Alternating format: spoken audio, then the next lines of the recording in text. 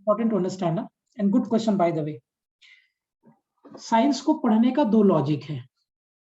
Number one कि nature में क्या हो रहा है, नेचर में जो हो रहा है आप उसको समझते हो and you make a formula based on that. Number one, right. So nature में क्या हो रहा है हम उसको एनालाइज करते हैं, रिसर्च करते हैं, ऑब्जर्वेशन करते हैं और उस ऑब्जर्वेशन के बेसिस पे भी conclude a formula. Number one. Number two, we take a research और रिसर्च करके हम लोग कुछ नया कंस्ट्रक्ट करते हैं. समझना, साइंस को पढ़ने के दो वे है. पहला वे क्या है कि नेचर में क्या हो रहा है आप उसको समझोगे और वो क्यों हो रहा है, you are trying to frame that phenomena in a mathematical formula, है ना.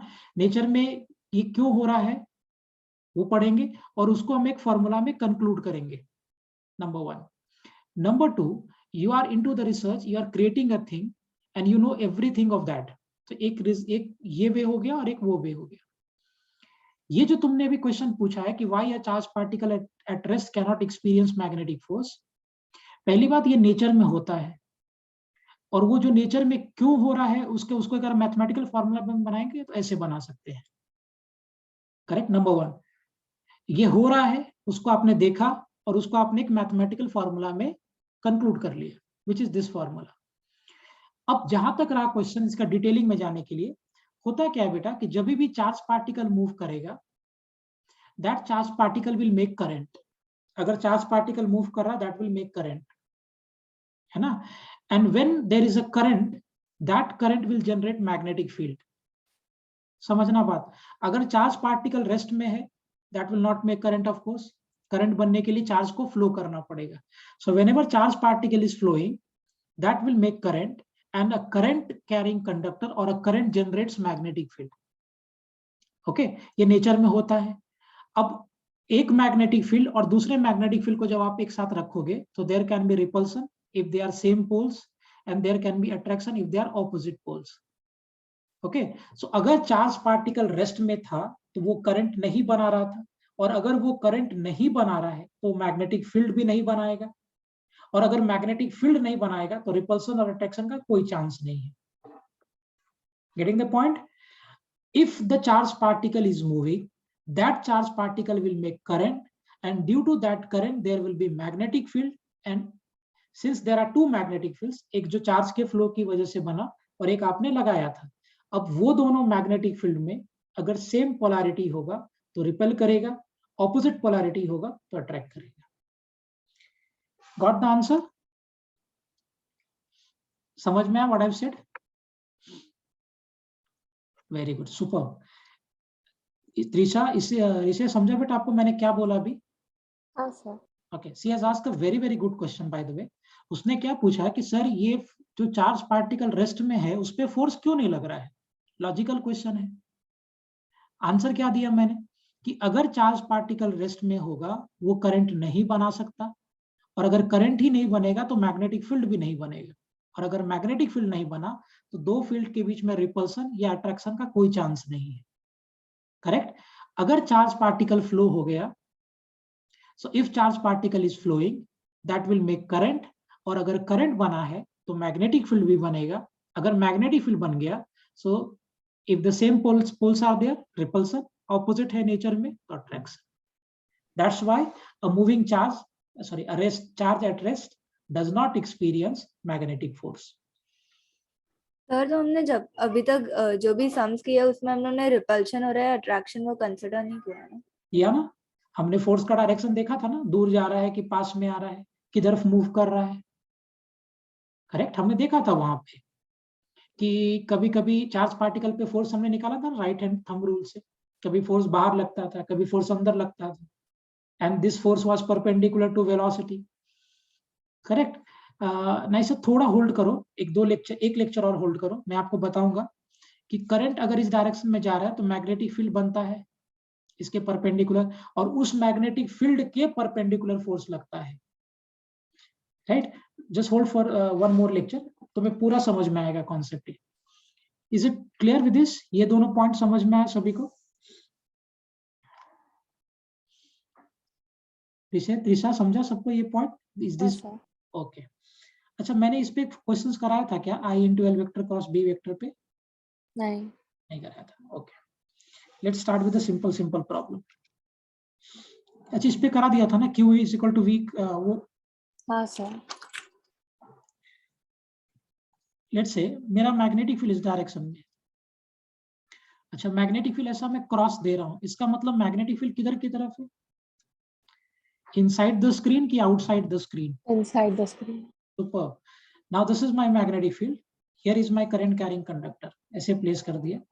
Let's say current that is going through this conductor is of 2 ampere. मैं डाटा सिंपल लेता हूं, length here is of 4 metre. Okay, आपसे पूछा जा रहा है find magnetic force on current carrying wire. Find magnetic force on current carrying wire. Go for it.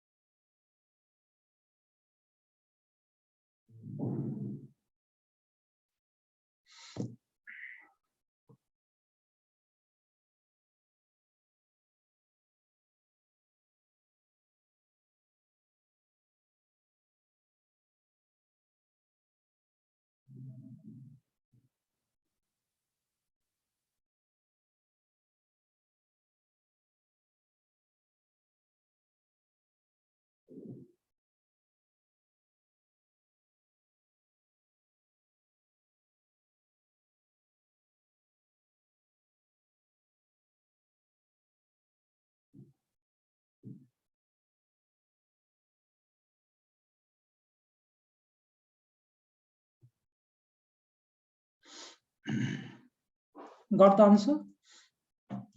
कैसे निकलेगा फोर्स इसमें? फोर्स का क्या फॉर्मूला होता है बेटा, अगर मैं स्केलर फॉर्म में लिखूं, so what is the formula for magnetic force? I into L into B into sin theta. Super. I into L into B into sin theta. Now what is the direction of L here? This. And B is inside the screen. So what is the angle between length? 90 degree. 90 degree. Excellent. Theta is 90 degree.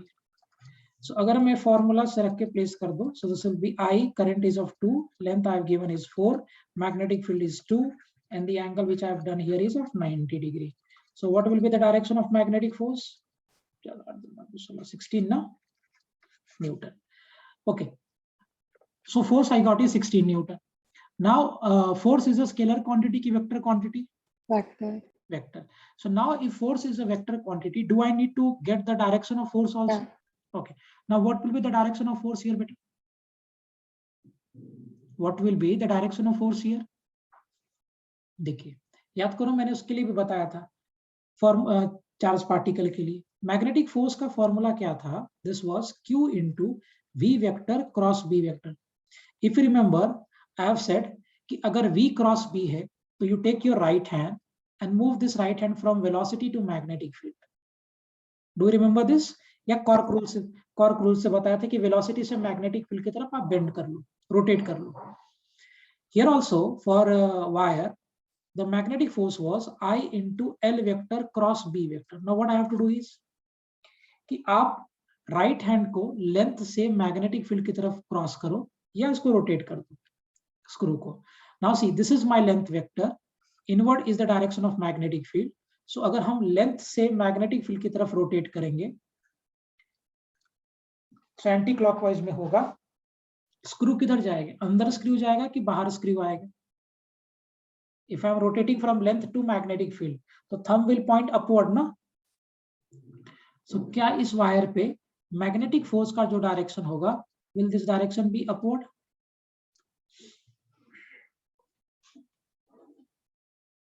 होगा. अंकिता समझा बेटा direction? Confuse हो गया? फिर से explain कर सकते?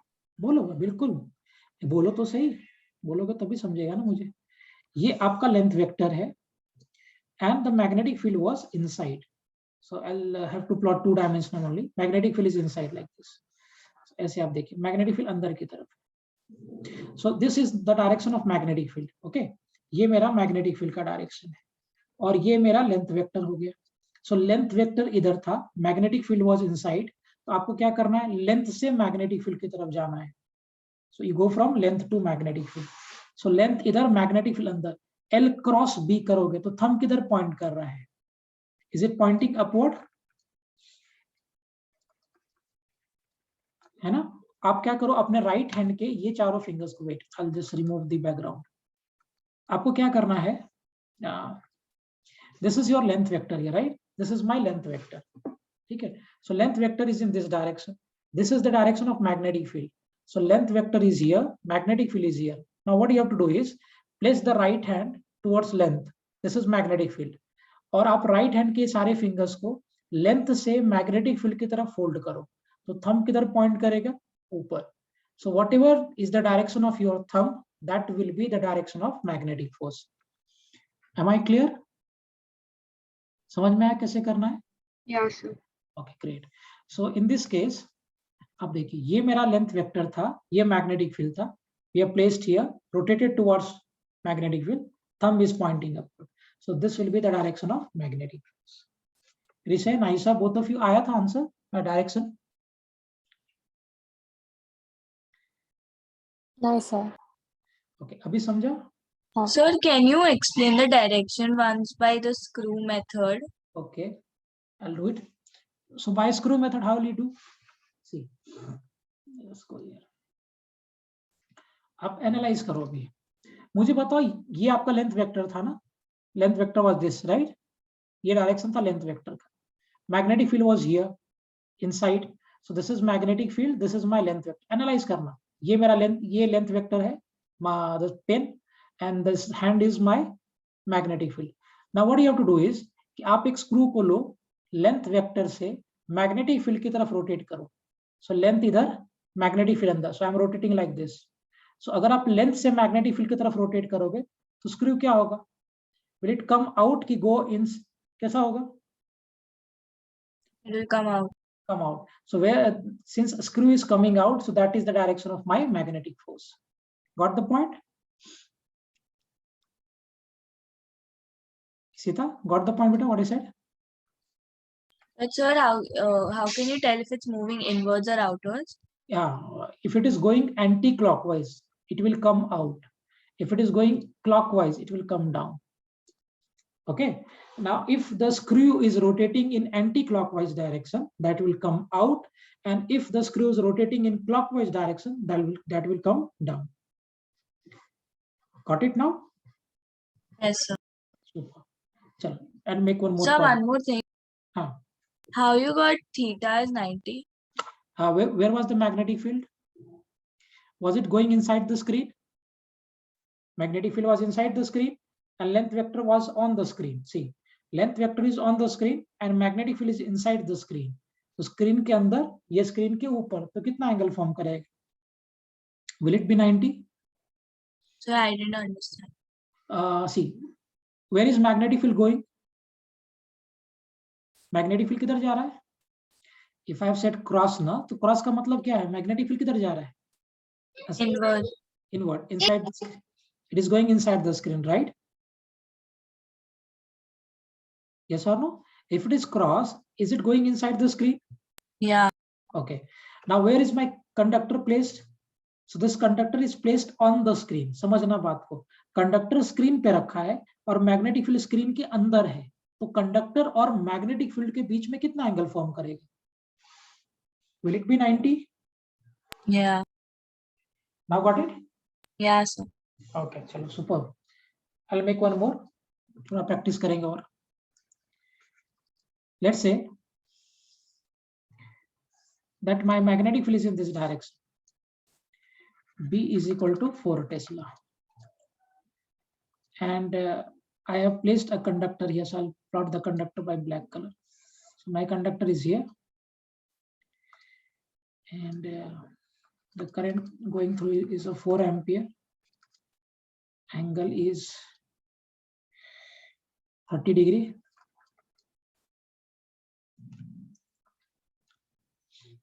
And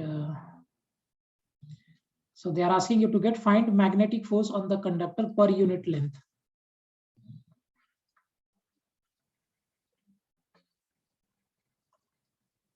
Magnetic force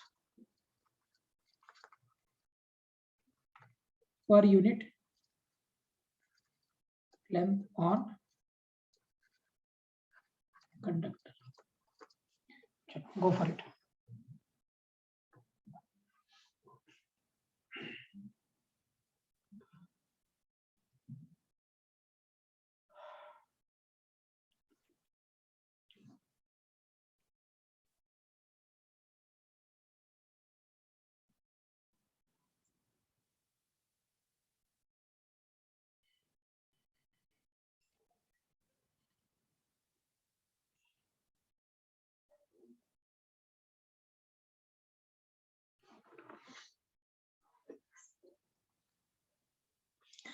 Okay. So you have to find magnetic force per unit length.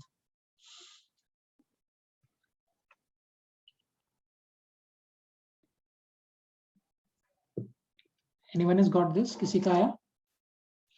हाँ सर, Okay. क्या है बेटा आंसर? 4 Newton per unit. हाँ. So Outward. what will be magnetic force here? Simply क्या करेंगे? B into I into L into what? Sine of theta. So what will be theta in this case? Magnetic field इधर था और length vector इधर था क्योंकि current इस direction में जा रहा था. सो लेंथ वेक्टर और मैग्नेटिक फील्ड वेक्टर के बीच का एंगल कितना फॉर्म कर रहा है इस केस में? 30. 30 डिग्री. सिंपल था ये. So magnetic force was equal to 4 into 2 into L into sine of 30 degree. sin 30 is 1/2. So basically magnetic force हो जाएगा 4 into 2 into L into what? 1/2. This 2 and 2 will be eliminated. So magnetic force will be equal to 4L Newton. आपसे मैंने magnetic force नहीं पूछा है, magnetic force per unit length पूछा है. So implies magnetic force by length. So therefore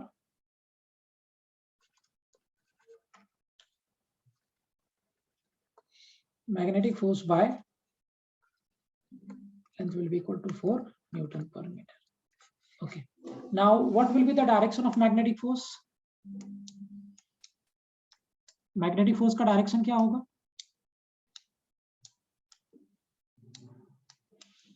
yes, क्या होगा direction magnetic force का?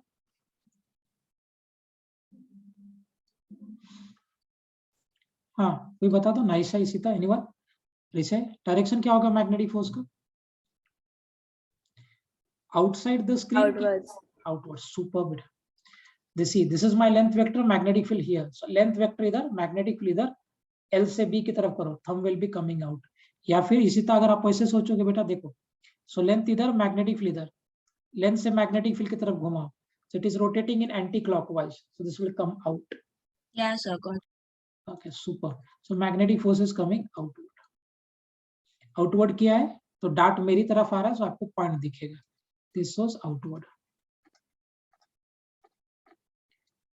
अंकिता, त्रिशा, निमय, सबको आया direction? Yes. Okay. Great. Is it okay with this? Yes, sir. Chalo, we'll move to the next problem.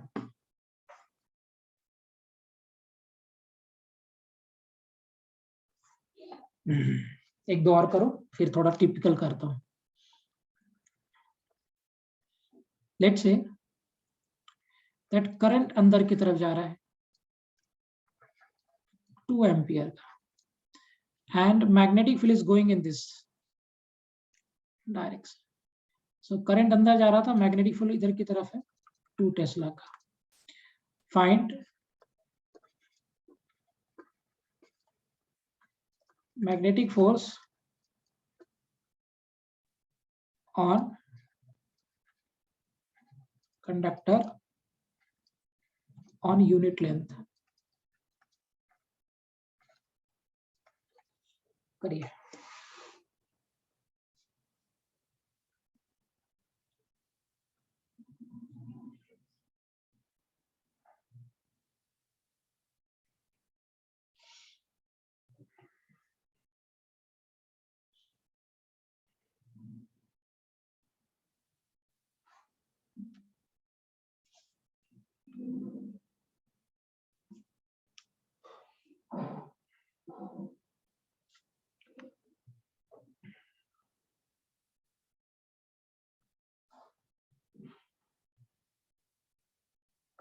Sir, हाँ, so why does the company Tesla have its name Tesla? because he was one of the most renowned scientist, Tesla. और Tesla ने ही बहुत बड़ा, अब सोचो, imagine करो, आपके पास जितना भी मोटर दिखता है, मोटर से ज्यादा जितने भी मोटर दिखते, सारा मोटर इसी पे तो काम करता है ना। मोटर कैसे घूमता है, कभी सोचा है क्या? इलेक्ट्रिक मोटर कैसे काम करता है? Have you ever thought on this? Tesla क्या करता है? Tesla is making electric vehicles ना। Yeah. हाँ, सो एक्चुअली होता क्या है मोटर में, मैं बेसिक प्रिंसिपल बताता हूँ। There are two big magnets here, ऐसे बड़ा बड़ा दो मैग्नेट रखा रहता है, और इसके बीच में कैसे वाइंडिंग प्लेस करता है, जिसमें से वायर है और इसमें करंट पास होता है, राइट। अब जैसे ही इसमें करंट आपने पास किया और यहाँ पे ये मैग्नेट्स है, तो करंट जैसे पास करोगे ना, ये मैग्नेटिक फील्ड की वजह से इस पर टॉर्क लग जाता है। टॉर्क होता है अ फोर्स, मैं बेसिक टॉर्क के बारे में बता चुका हूँ, rotating force is called torque. तो जैसे आप ये बीच वाले लूप में करंट पास करोगे ना, जैसे इसमें करंट पास होता है, और मैग्नेटिक फील्ड तो है ही, सो करंट जैसे ही पास किया ना, ये मैग्नेटिक फील्ड की वजह से इस वायर पे टॉर्क लगता है, और टॉर्क की वजह से घूम रोटेट कर जाता है। सो मोटर का काम क्या है? You supply electrical energy and you get mechanical energy. तुमने करंट दिया और उसकी वजह से आपको वाइंडिंग रोटेट करके मिल गया। इमेजिन, अब सोचो जरा इस बात को, अगर ये टेस्ला ने ये सब नहीं बताया होता कि फोर्स लगता है, टॉर्क लगेगा, तो ऐसे इलेक्ट्रिक मोटर कैसे काम में आता? यस और नो? सो टेस्ला का बहुत बहुत बहुत बड़ा इन्वेंशन है।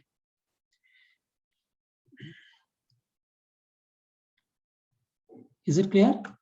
इवन एसी करंट किसने खोजा है, कुछ मालूम है क्या? एसी करंट किसने खोजा है?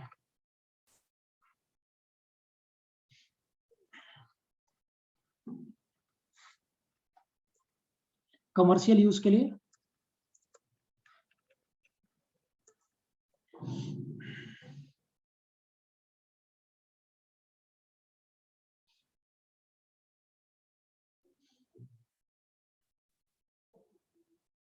पहली बात, तुम्हें पता, ये इंफॉर्मेशन पता है ना, निकोला टेस्ला ने, निकोला टेस्ला नाम था इसका, इसने पहली बार कमर्शियल इलेक्ट्रिक मोटर बनाया था।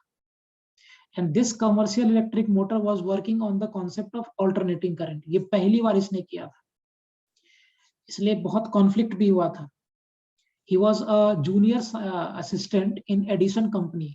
एडिसन की कंपनी थी, उसमें ही was junior engineer there, assistant था एडिसन का ही। And Edison works on the principle of, Edison का जो भी रिसर्च था वो डायरेक्ट करंट पे था, डीसी पे, and DC was not economically feasible. तो बहुत सारे कॉन्फ्लिक्ट्स हुए थे उनके बीच। Will come to this problem. कितना आया इस पे फोर्स का वैल्यू? 4. हाँ, सो फोर्स कितना हो जाएगा? सेम वे में B I L sine theta. बोलो कितना, क्या रिजल्ट आएगा? What is magnetic field? 2, current 2, length तो 1 यूनिट बोल रहा है। एंगल कितना होगा इस केस में? What theta here? 90 degree. 90 degree. Yes, superb name है. Theta will be 90 degree because current is going inside the plane. Magnetic field is here. So the angle between current and magnetic field will be 90 degree. So therefore, force will be equal to 4 Newton. Okay. Now, what about the direction of magnetic force? Magnetic force का direction क्या होगा?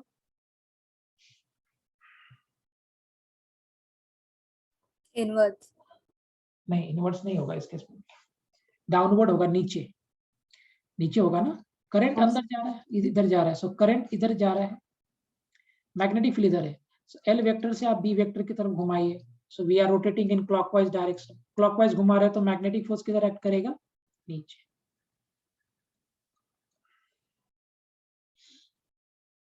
Am I clear?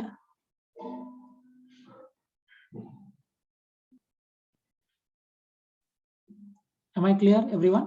समझा सबको point ये?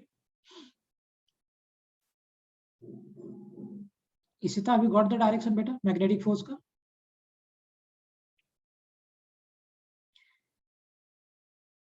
Direction आया? Correct. Okay, अब देखिए, मान लो कि मैं आपसे ऐसे पूछता, प्रॉब्लम के थ्रू ही बात करेंगे। मेरे पास एक क्लोज लूप है और ये क्लोज लूप में करंट ऐसे पास कर रहा है आई एम्पियर का, और इसका रेडियस मान लेते आर दिया है और मैग्नेटिक फील्ड इनवर्ड डायरेक्शन में है पी टेस्ला का। आपसे पूछा जा रहा है find magnetic force on conductor. Okay, जरा बताओ कंडक्टर पे कितना मैग्नेटिक फोर्स होगा इस केस में?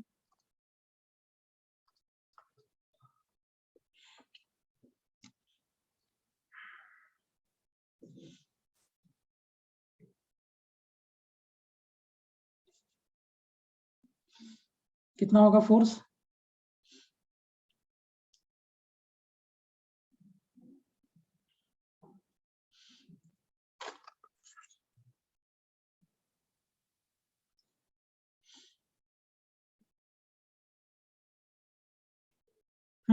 कितना होगा?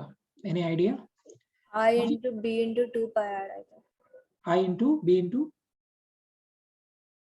2 pi r. ओके। नाइसा, यहाँ पे लेंथ है बेटा कि लेंथ वेक्टर है? ये जो फॉर्मूला हमने अभी डिस्कस कर रहे हैं हम लोग, magnetic force on the current carrying wire, इसमें लेंथ है कि लेंथ वेक्टर है? सर स्केलर फॉर्मूला में तो लेंथ ही है ना। तो थीटा कहाँ से लेंगे अगर लेंथ है तो? मैं तो वहां पे लेंथ का मैग्नीट्यूड लिख रहा हूँ ना, तो यहाँ एक्चुअली यहाँ पे लेंथ है कि लेंथ वेक्टर है? Length vector. ओके, अब अगर ये क्लोज लूप में करंट फ्लो कर रहा है, और आपको मैंने ऑलरेडी बताया था कि लेंथ वेक्टर का वही डायरेक्शन होगा जो डायरेक्शन करंट के फ्लो का होगा। सो मान लो करंट यहाँ से फ्लो करते करते करते करते करते करते वापस यहीं पहुंच गया, तो what will be length vector here? 0। 0। सो क्या इस केस में लेंथ वेक्टर 0 होगा? अब अगर लेंथ वेक्टर 0 होगा तो इस क्लोज लूप पे नेट मैग्नेटिक फोर्स कितना लगेगा?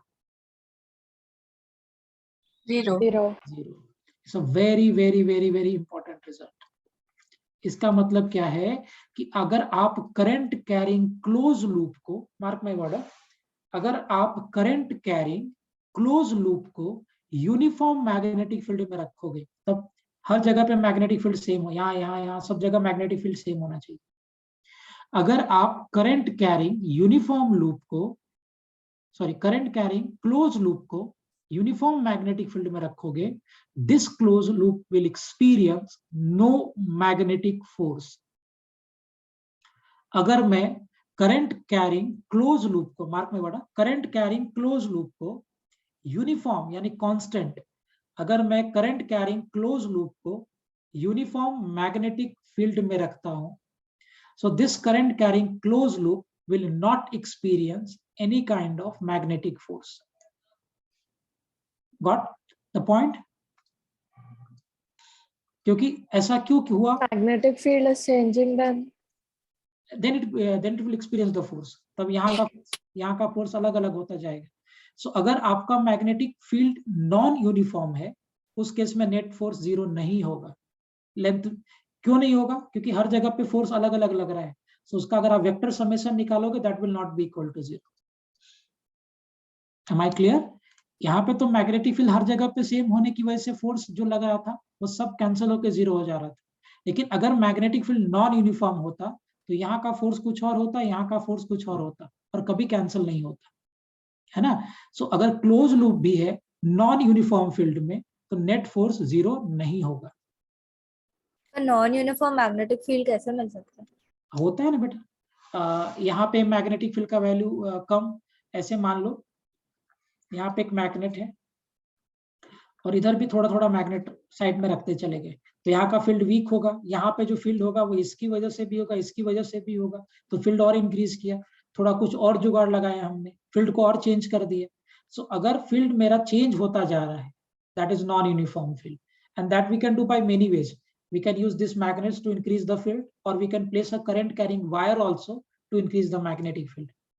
Okay, so magnetic field can be changed by any ways, either by placing a natural magnet or by placing a current carrying wire. Am I clear? है ना? So यहाँ से result क्या बना? Current carrying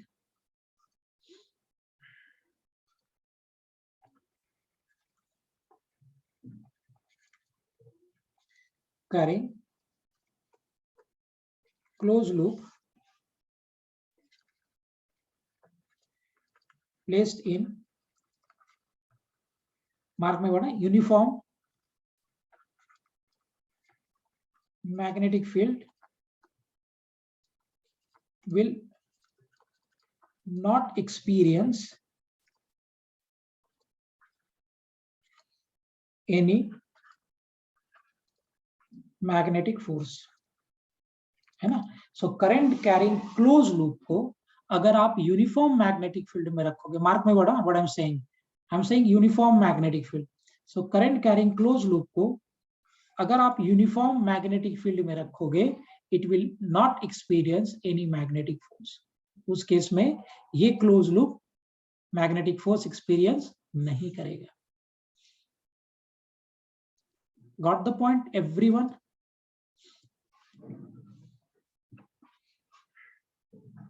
Yes. Very good. ध्यान रखना बेटा, length vector का मतलब हो जाएगा इनिशियल पॉइंट और फाइनल पॉइंट के बीच का डिस्प्लेसमेंट वेक्टर, है ना? इनिशियल पॉइंट और फाइनल पॉइंट के बीच का displacement vector. Make a note.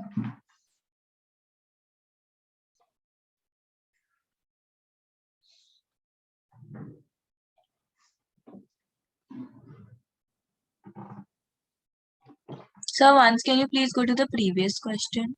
Yeah, one second.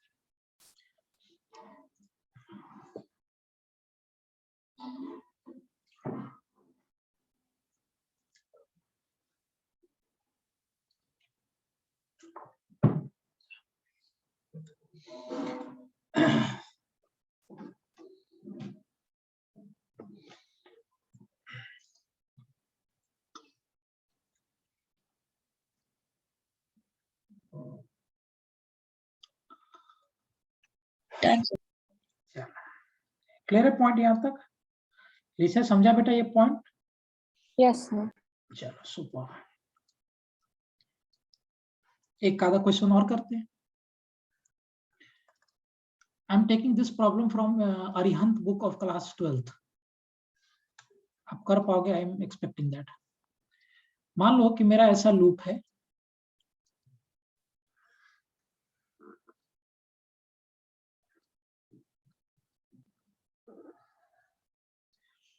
और करंट ऐसे गया आई एम्पियर का, मैग्नेटिक फील्ड यूनिफॉर्म है बी टेस्ला, सो और it is going inside the screen.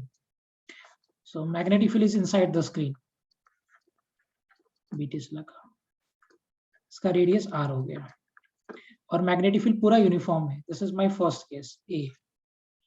Second case में सेम ऐसा डिक्टो क्वेश्चन सिंगेज में भी है. ये सी आपका सेंटर हो गया, radius R, current is going in this direction. ये आपका ऑप्शन नंबर बी हो गया, सॉरी क्वेश्चन बी हो गया. मैग्नेटिक फील्ड पूरा यूनिफॉर्म है बी टेस्ला का through out. So I am taking the third diagram here. This case current I ampere ka, here also the current is of I ampere. This is my center, radius r, magnetic field is going inside B Tesla. So find out the magnetic force in all three cases. Find magnetic force in all three cases.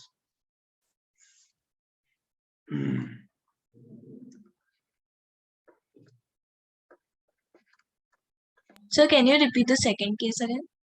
Okay, here the current was going from here to here, like there is no wire here. Okay, so current is just going like this, no wire here.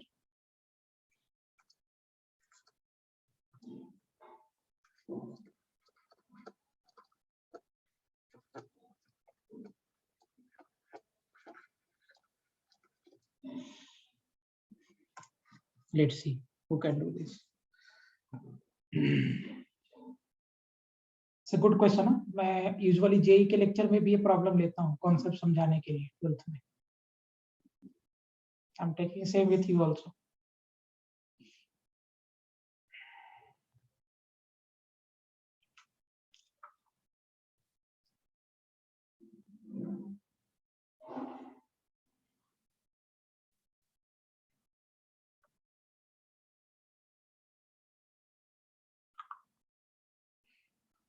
मैंने electric current पे एक assignment भी दिया था. No one has submitted yet, है ना. So due to your examination मैंने कुछ नहीं बोला है, बट कमिंग वीक में मुझे उसका सॉल्यूशन कंप्लीट चाहिए, राइट और wrong. Upload that on classroom so that we can discuss in coming week. सो इधर के कुछ एक आधा महीने में प्रॉब्लम सॉल्व, एक आध नहीं 1.5-2 महीने में प्रॉब्लम सॉल्विंग बहुत कम हुआ है हमारा. सो इस मंथ में सबको करना है. हमें इलेक्ट्रिक करंट का प्रॉब्लम सॉल्विंग पहले कंप्लीट करेंगे, then will go to electrostat solving.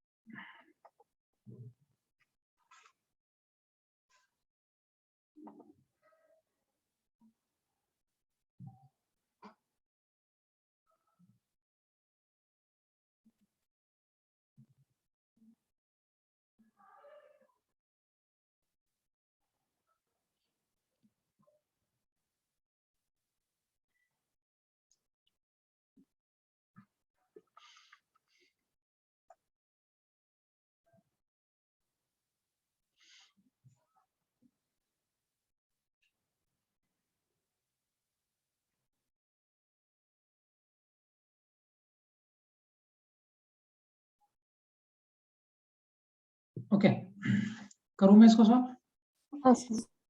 चलो let's go for the solving. बोलो फर्स्ट केस में कितना मैग्नेटिक फोर्स लगेगा? 0. Why? Close loop. Excellent. So first case में my magnetic force will be 0 because it is making a closed loop. देखो current गया वापस चला गया, so length vector will be 0 and therefore magnetic force will be 0. So first case में as the current carrying loop was closed, ये complete loop था and that complete loop was placed in uniform magnetic field. Therefore, in this case, the net magnetic force which is acting was 0. तो इस case में तो मेरा magnetic force 0 newton का हो जाएगा. अंकिता समझा बेटा ये पॉइंट? 0 न्यूटन का फोर्स फर्स्ट केस में. Yes. Okay great. And why it is 0? Trisha आपको समझा क्यों 0 किया मैंने? Trisha have you got this point कि हेवी हो रहा है बेटा? समझा आपको ये कॉन्सेप्ट?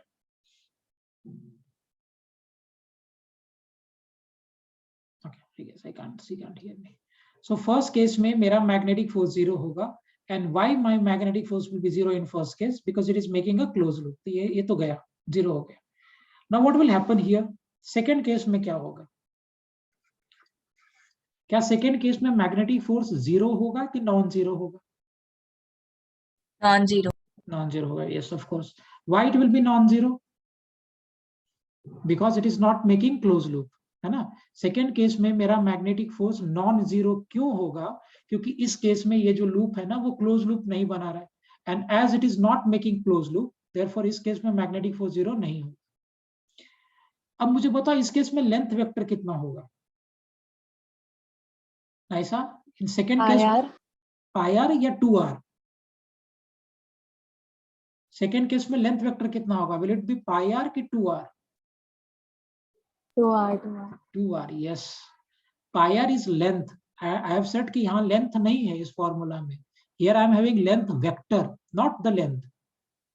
Actually क्यों लेंथ है, लेंथ वेक्टर है, इसका भी रीजन है, इंटीग्रेशन के थ्रू बता सकता हूं मैं.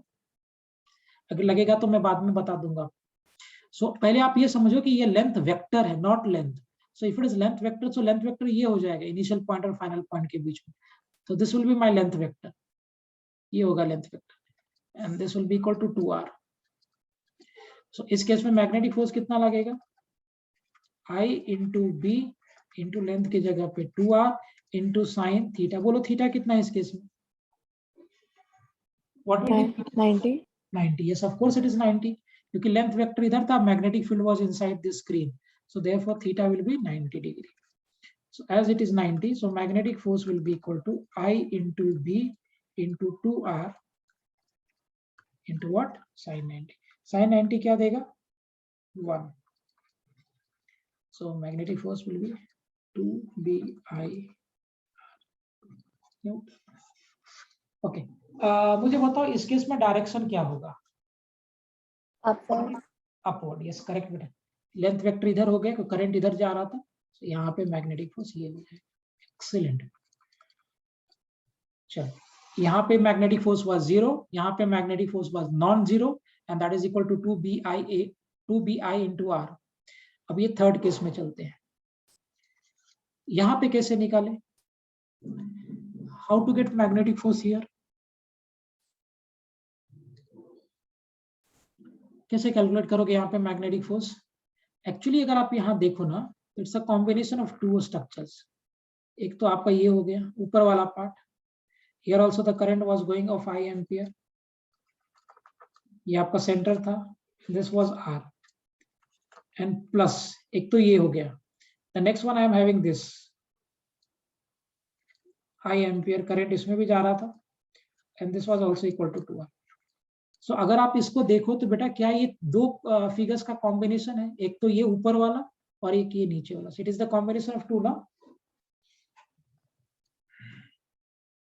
क्या ये दो ज्योमेट्री का कॉम्बिनेशन है?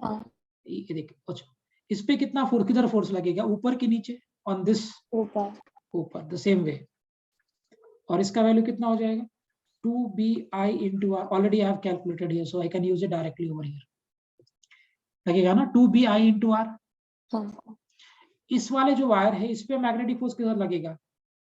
ऊपर ही लगेगा. Very good. सो कितना हो जाएगा इस पे मैग्नेटिक फोर्स? क्या 2BI into R होगा? क्योंकि इस वाले केस में भी थीटा कितना फॉर्म कर रहा है? 90 डिग्री. अब मुझे एक बात बताइए, यहाँ पे जो आपका दोनों को मिला के एक सिस्टम बना था, सो नेट फोर्स के लिए क्या करना पड़ेगा मुझे?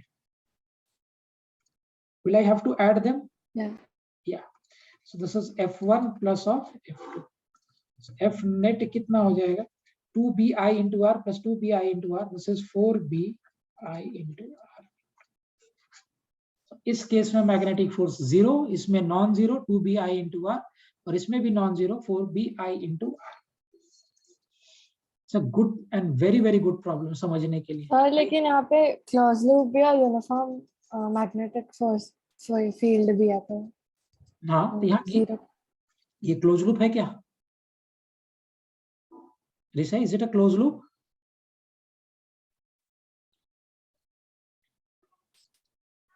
बोलिए, is it a close loop? Yes और नो?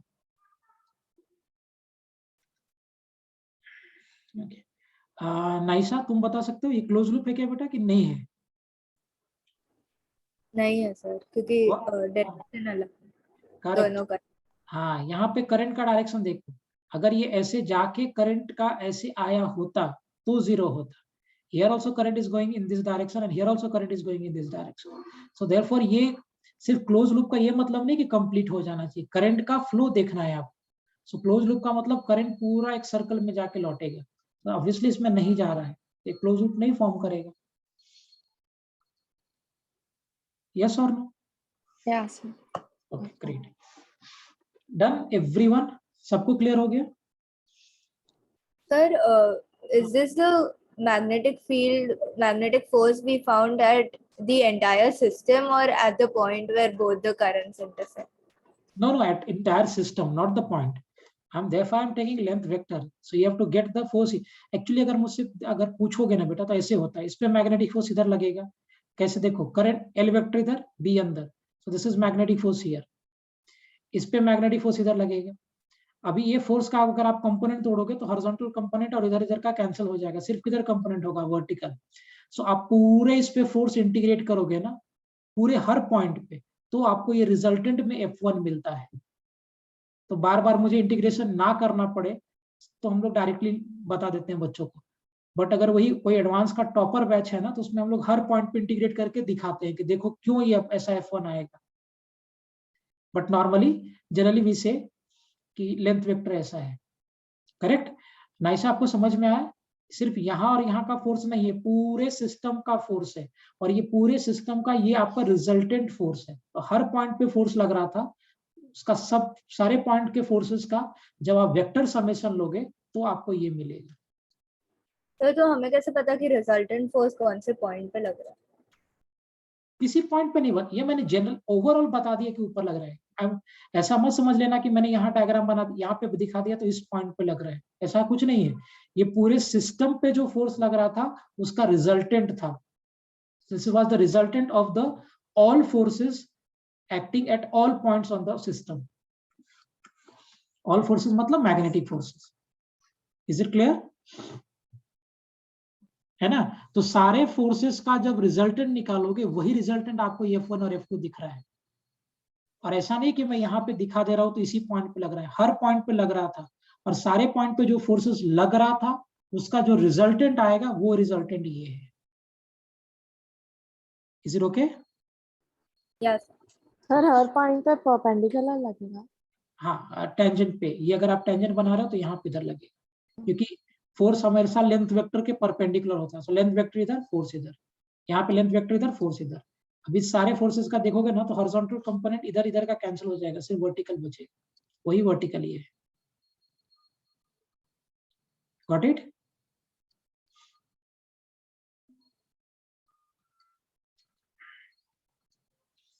समझा? कोई डाउट?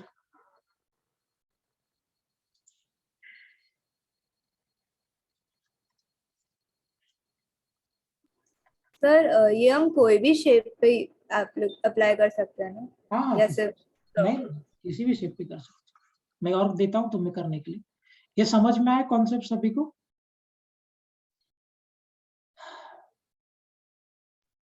इसे हाँ समझा सर, बेटा? हाँ सर। ओके, चलो सुपर, करके बताइए।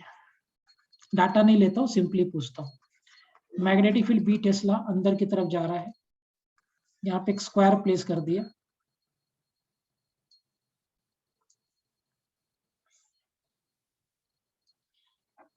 सो करंट ऐसे जा रहा है, एक ऐसे पहुंचा, एक ऐसे पहुंचा। ये भी अरिहंत का ही क्वेश्चन है।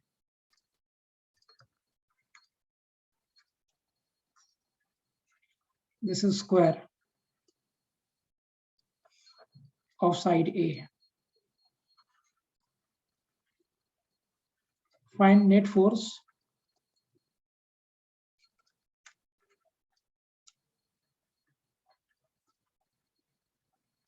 on a square placed in uniform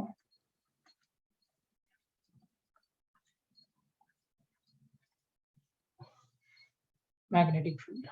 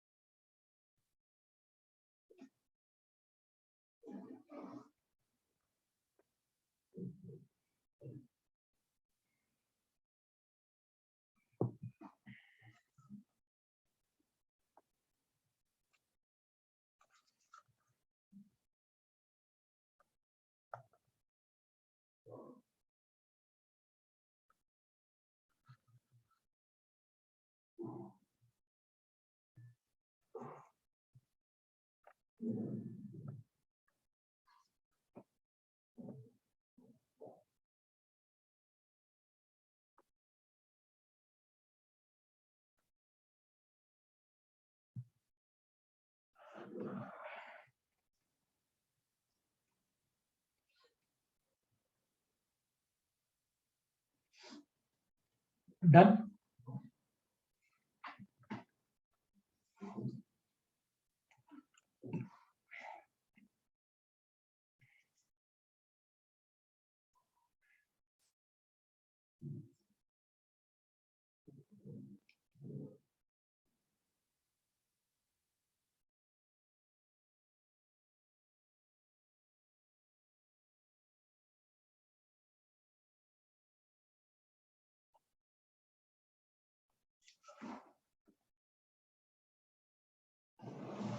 चलो करें इसको solve.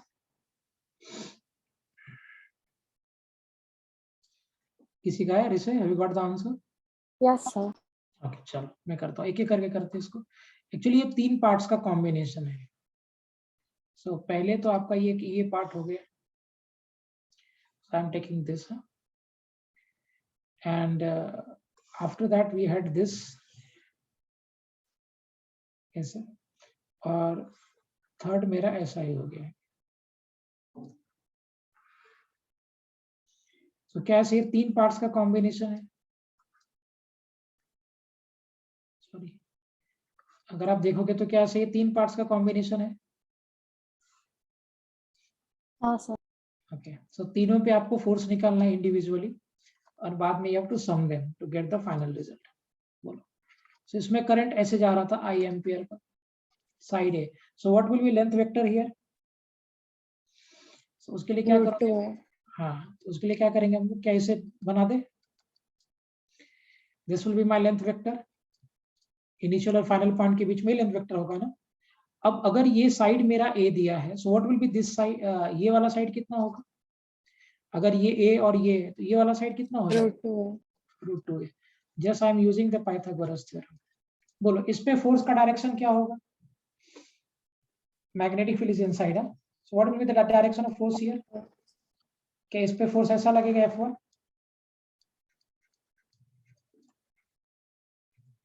Will it be like this force F1? Length vector इधर है, magnetic field is inside the screen, so क्या फोर्स इधर लगेगा ना, L क्रॉस B करोगे, so force will be acting in this direction F1 होगा। तो पहले F1 का वैल्यू कितना हो जाएगा? What will be the value of F1 here? F1 कितना हो जाएगा? B into I into √2a into theta. Theta कितना है इस केस में? 90. 90 डिग्री। यस, थीटा को समझा, डायरेक्शन के लिए थीटा। सो √2 into B। सर हमने F1 का डायरेक्शन कैसे ढूंढना? हाँ, लेंथ वेक्टर इधर है क्या? Length vector is like this, magnetic field is inside the screen, L cross B करो तो थंब इधर पॉइंट करेगा ना। Length vector is here, magnetic field screen के अंदर है, so magnetic field is inside the screen. So length से आप मैग्नेटिक फील्ड की तरफ घुमाइए, L क्रॉस B, थंब इधर पॉइंट करेगा, so therefore this is the direction of Okay, sir. Magnetic force. I hope I am clear.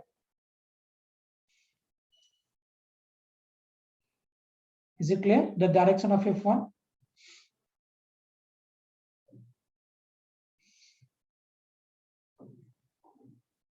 Clear है क्या direction F1 का everyone?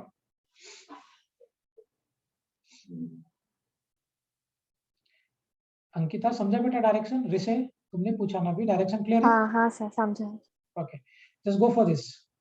Second वाले वायर पे चलते हैं। इसमें तो आपका करंट ऐसे ही जा रहा था, इसमें तो कोई प्रॉब्लम ही नहीं है। और ऑब्वियस ही बात, इसका लेंथ कितना हो जाएगा? √2a। सो इस पे भी क्या मैग्नेटिक फील्ड अंदर की तरफ ही था, सो इस पे भी क्या मैग्नेटिक फोर्स का ये डायरेक्शन होगा F2? हाँ, will this B the direction of magnetic force F2? So F2 कितना हो जाएगा इस केस में? Is it B into I into √2a and what will be the angle here? 90. हाँ, थीटा भी इस केस में 90 हो जाएगा। So magnetic force F2 will be root 2 B into I into A. So इधर इसमें लग गया यही root 2 B I A, इस वाले में F ये भी होगा root 2 B I A. Now just go for this. So current ऐसे जा रहा है I ampere, current is going there. So current इसमें ऐसे गया ऐसे. So now what will be the length vector here? Length vector कितना हो जाएगा? Root 2A. हाँ, correct. So This will be same as F1, right? yeah, same as F1. So here also this will be the length vector. So obviously बात इसमें भी अगर आप force देखोगे तो force will be acting here F3 और ये भी root 2A हो गया. F3 कितना लगेगा? Is it B into I root 2A sin theta? So theta will be here what? Again 90 ना. So length vector इधर, magnetic field is inside the screen. So F3 कितना हो जाएगा? This is root 2 BIA. So क्या इस case में जो force लगा F1, F2 and F3? So I have calculated the direction as well as magnitude of all the forces. So what will be net force here? What will be net force here? 3 root 2 BIA Newton. So obviously बात है, all the forces are of the same magnitude and the same direction. So it will be F1 plus F2 and plus of F3. So ये सबका direction same था, so we can simply add them. So F net 3 into root 2 BIA. This is the final result. So good, very very good concept. An अच्छा question था concept समझने के point of view से. It was not so tough, but conceptually बहुत अच्छा problem था.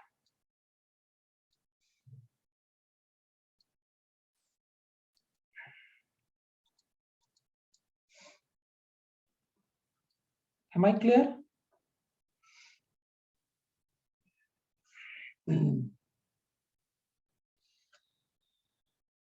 Am I clear? Shall I move to the next? Yes, sir. चलो, एक नीट में आया हुआ प्रॉब्लम लेता हूं मैं. एयर में ऐसे एक वायर प्लेस कर दिया है. एयर में ऐसे एक वायर प्लेस कर दिया है IM, और इस वायर में करंट पास कर रहा था 2 एम्पियर का, और इस वायर का मास 0.2 kg दिया है और इसका लेंथ भी दिया है. डाटा मुझे याद नहीं है तो डाटा मैं चेंज कर रहा हूं. कॉन्सेप्ट नीट का ही है. लेंथ 1 मीटर का है. आपसे पूछा जा रहा है find magnitude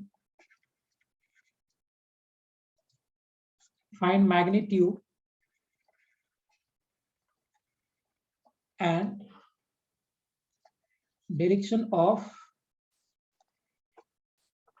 direction of magnetic field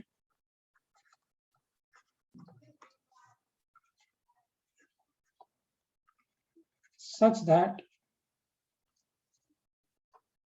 wire is in equilibrium.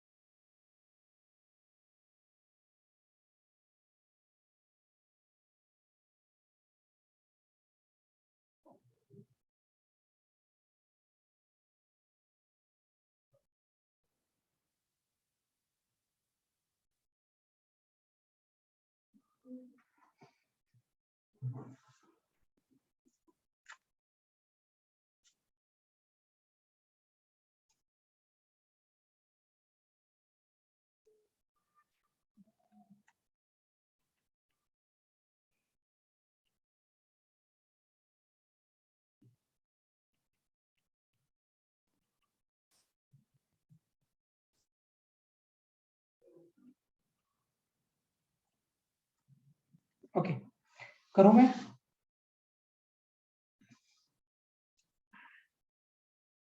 Shall I go for it? सबसे पहले मुझे बताओ इस पे क्या क्या फोर्सेस लगेगा। तो पहले तो इस पे mg लग जाएगा ना नीचे, मास टाइम ग्रेविटी एयर में था तो mg लगेगा या नहीं नीचे की तरफ, लगे। है ना, mg will be acting down. अब मुझे एक बात बताओ, अगर मुझे इस वायर को रेस्ट में रखना है तो मैग्नेटिक फोर्स किधर लगना चाहिए? क्योंकि रेस्ट में रखने के लिए सिर्फ एक ही है मैग्नेटिक फोर्स लगेगा, क्योंकि मैग्नेटिक फील्ड के लिए आपसे पूछा गया है। सो अगर मुझे इस वायर को रेस्ट में रखना है तो मैग्नेटिक फोर्स किधर लगना चाहिए? ऊपर, नीचे, राइट की लेफ्ट? हाँ, किधर लगना चाहिए मैग्नेटिक फोर्स? नहीं sir, magnetic force should be where? What will be the direction of magnetic force अगर मुझे इस वायर को इक्विलिब्रियम में रखना है तो?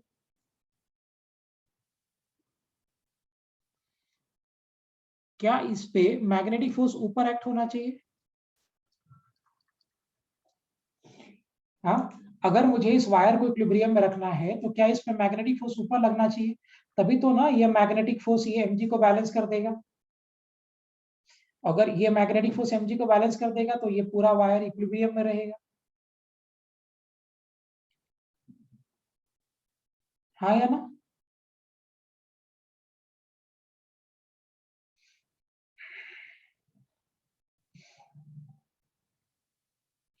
यस और नो? बोलो भाई, समझा एक पॉइंट या नहीं? इसे समझा व्हाट आई एम सेइंग? समझा सर। ओके, सो अगर मुझे ऐसे रखना है, so what does it mean? अगर मुझे ऐसे रखना, so what does it mean? So can I say that for equilibrium,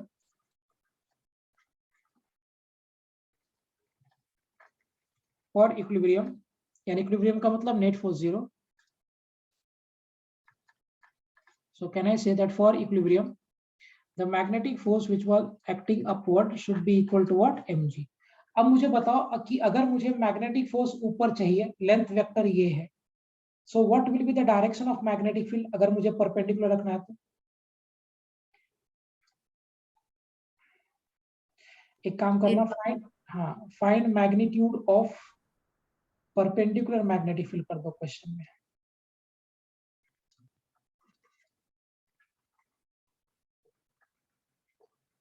बोलिए। सो मुझे मैग्नेटिक फील्ड का डायरेक्शन क्या चाहिए इस केस में, so that I can get magnetic force upward, inward की आउटवर्ड? बोलो, अगर मुझे मैग्नेटिक फोर्स ऊपर चाहिए तो magnetic inward, yes correct, excellent. तभी ना L क्रॉस B करोगे तो फोर्स ऊपर लगेगा। So can I say that BIL into sin theta should be equal to mg. So B current कितना था? 2 लेंथ 1, और ऑब्वियस सी बात है 90 डिग्री है इस केस में, थीटा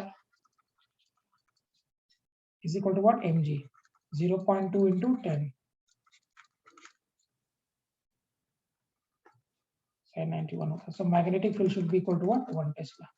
सो आपको 1 टेस्ला का मैग्नेटिक फील्ड चाहिए और इनवर्ड डायरेक्शन में चाहिए। So I want to have the magnetic field of 1 tesla in inward direction,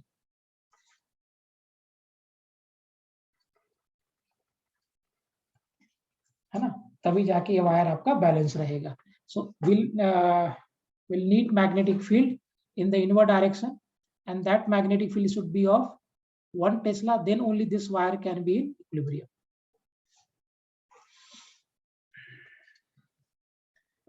ऐसा आया था आंसर तुम्हारा? Have you got the answer?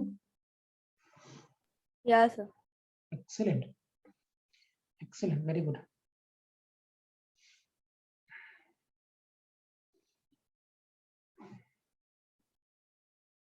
Shall I take more?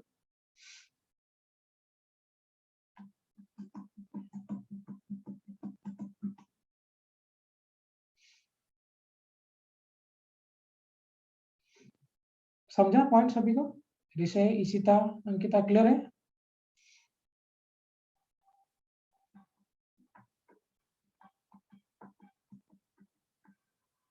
Okay Sir, so inwards is anti-clockwise and outwards is clockwise. No, if it is going like this now, it is going like this, right? If it is going like this, तो magnetic field अंदर चाहिए तभी तो thumb point करके ऊपर जाएगा ना. So magnetic field is inside, and I want to get the magnetic force outward. So outward का मतलब it should go in the anti-clockwise direction. Anti-clockwise तभी जाएगा जब magnetic field अंदर की तरफ रहेगा. Is it clear? Yes, sir. I'll take one more.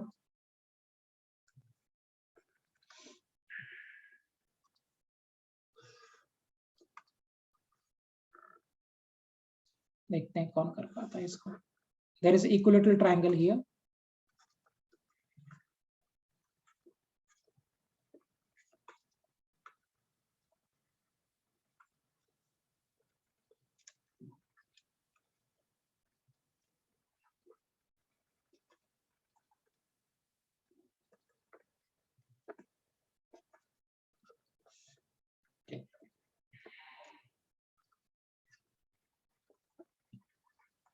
So find magnetic force.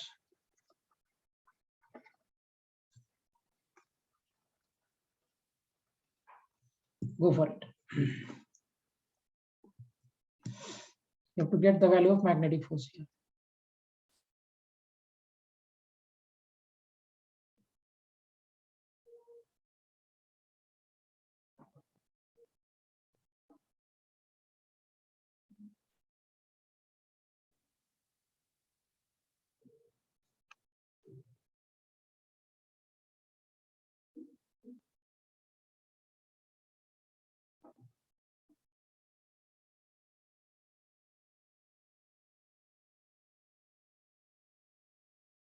So we have to find magnetic force at point B.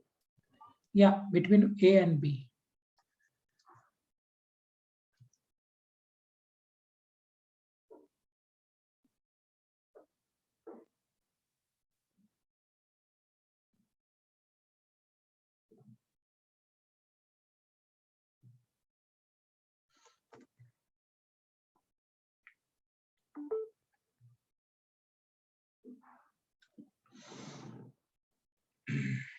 Sorry, this point is not B here, beta.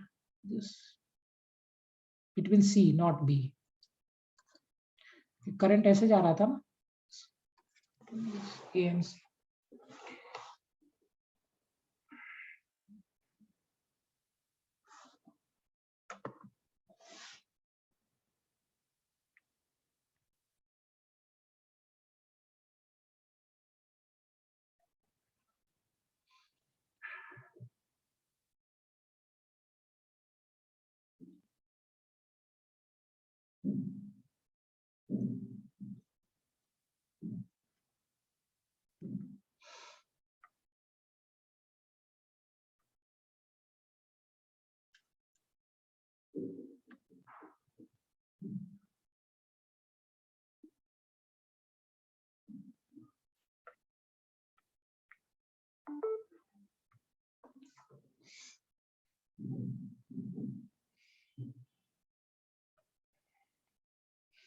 Okay, आया किसी का?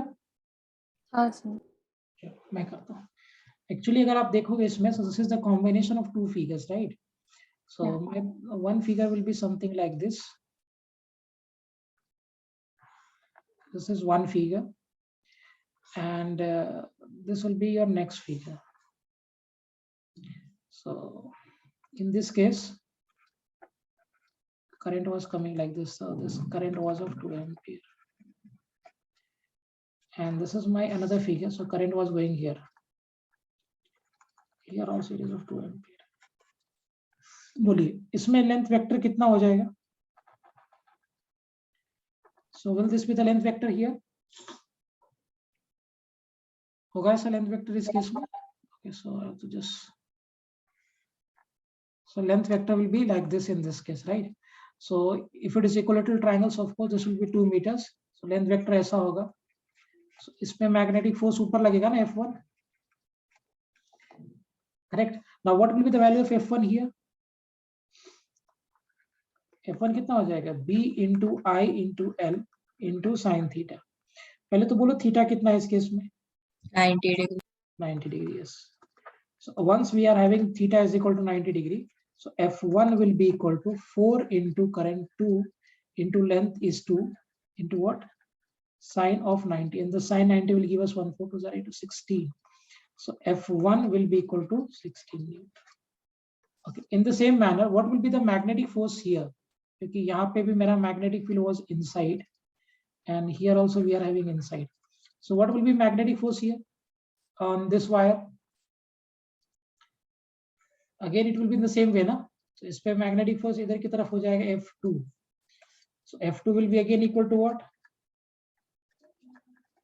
B into I into L into sin theta, and theta here is also is equal to what? 90 degree. So F2 का value कितना आ जाएगा? 4 into current 2 into length 2 into what? Sine of 90. So F2 will be again equal to what? 16 Newton. So यहाँ भी 16 Newton और यहाँ भी 16 Newton. So what will be the net force here on this complete system? Yeah, F1 plus F2. So therefore, net force will be equal to 32 newtons. I hope I am precisely clear to all. नहीं है समझा बेटा आपको properly? Yes, sir. Excellent, excellent. Trisha, you are not responding. Is it clear properly? Yes, sir. Okay. पक्का समझा? कुछ doubt है क्या कॉन्सेप्ट में या कैलकुलेशन में? No, sir. ओके. अंकिता समझ गया बेटा कि कुछ कैलकुलेशन में डाउट है? Sir, हाँ बोलो. how can you determine the direction of the wire? There are two different directions of charges given. Two different direction of current is given, na? Yeah, current. Is in this case, is it clear? The direction? Yeah. Okay. I'll change that also. So instead here now, इसी question में अगर हम deal करेंगे तो I'll take the direction of current here and let me increase the magnitude by 2 to 4. तो again वो close loop नहीं बनेगा. So मैं करता हूँ. ये समझा? ये सबको क्लियर है? इसमें लेंथ वेक्टर कैसे ले रहा हूँ मैं, how I'm calculating the direction of magnetic force in both the cases.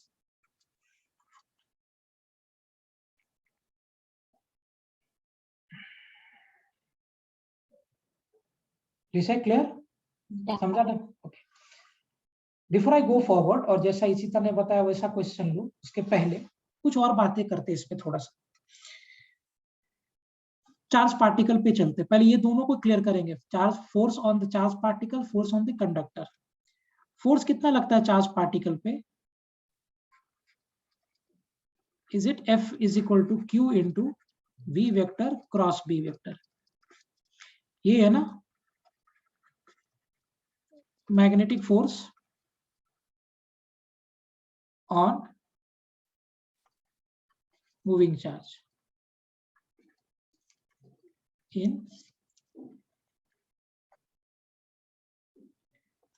in magnetic field. ये है ना? One second, I'll just send one mail. ये है ना मैग्नेटिक फोर्स पे?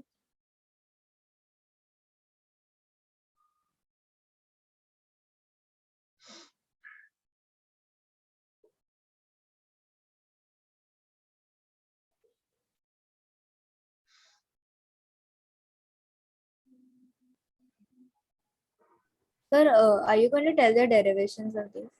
हाँ. Which one? Sir, are you going to explain us the derivations of these formulas? Yes, okay, I'll do that.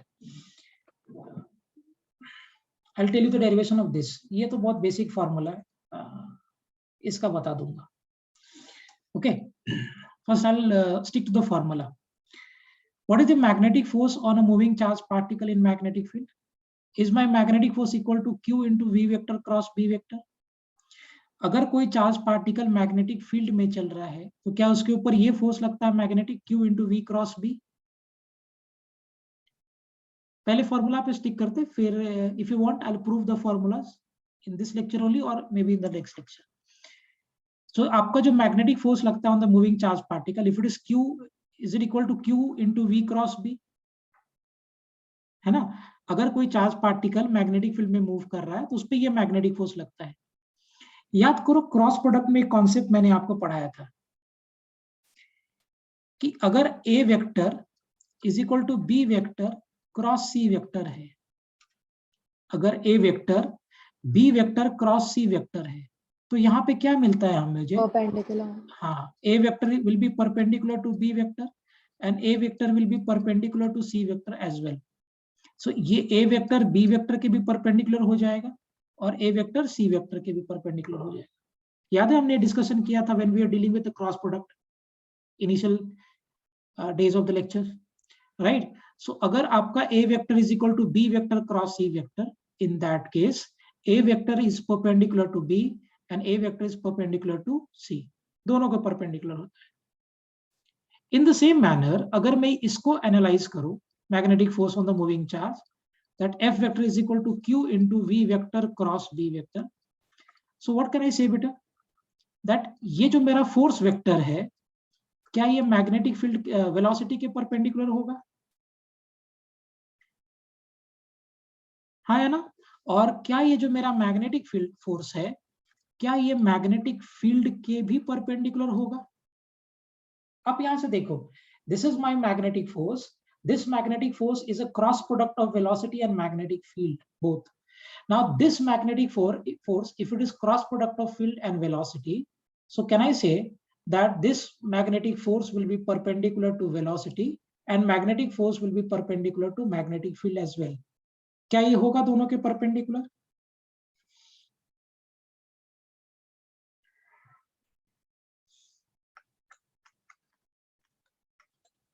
होगा perpendicular?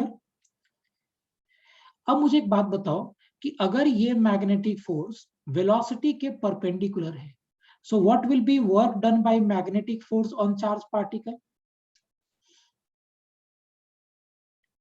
अगर ये मेरा magnetic force if it is perpendicular to velocity, so what will be the work done by this magnetic force on charged particle? कितना work done करेगा magnetic force charge particle पे? 0. 0, right? Excellent. अब समझना, work done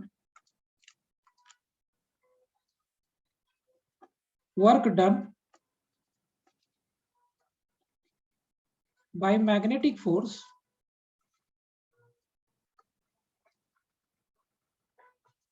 on charged particle, work done by magnetic force on charged particle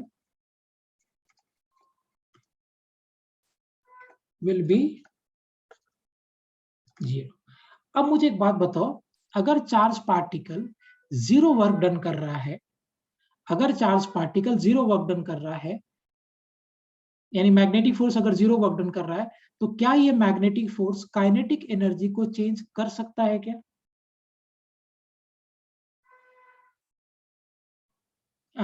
अगर ये magnetic force 0 work done कर रहा है तो क्या ये मैग्नेटिक फोर्स काइनेटिक एनर्जी को चेंज कर सकता है क्या? Can it change the kinetic energy?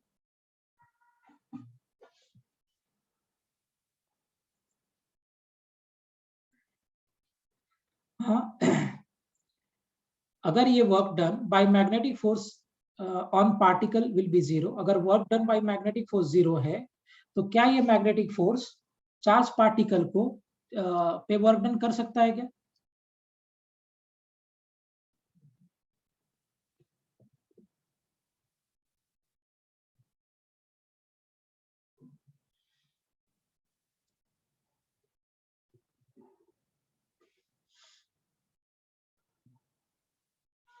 कर सकता है क्या?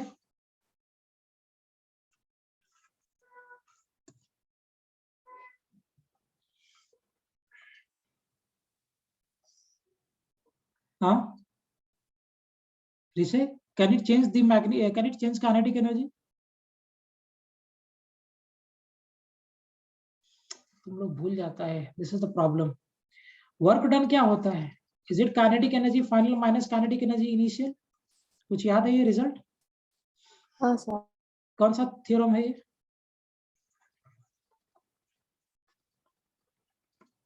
Work done is equal to kinetic energy final minus kinetic energy initial. ये कौन सा थ्योरम है? Work energy theorem. Very good. So अगर ये वर्क डन ही आप जीरो कर रहे हो तो क्या kinetic energy final will be equal to kinetic energy initial? Right? So can I conclude from this that magnetic force can never change kinetic energy of the particle?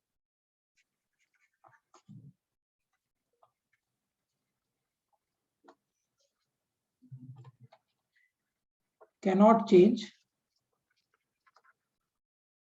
kinetic energy of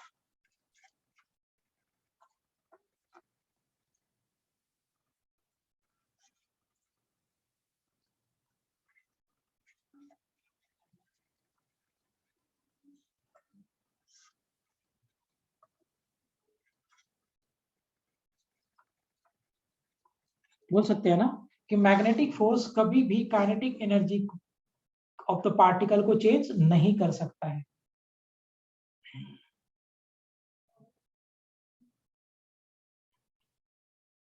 nice, am I clear?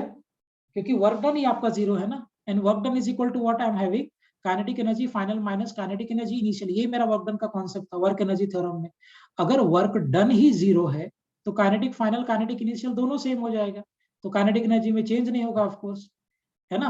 So magnetic force can not change the kinetic energy of particle. वो particle के kinetic energy को change नहीं कर सकता है. Is it fine what I said? Yes, sir. अब मुझे एक बात बताओ, अगर फोर्स वेलोसिटी के परपेंडिकुलर होगा हर पॉइंट पे, सो what will be the path taken by the particle? अगर मेरा फोर्स वेलोसिटी के परपेंडिकुलर है तो पार्टिकल पाथ कैसा लेगा? कैसा पाथ लेगा? सर्कुलर. एक्सीलेंट बेटा.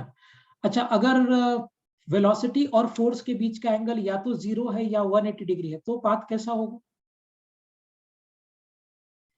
If the angle between velocity and force it is either 0 degree or 180 degree. Straight line. Straight line.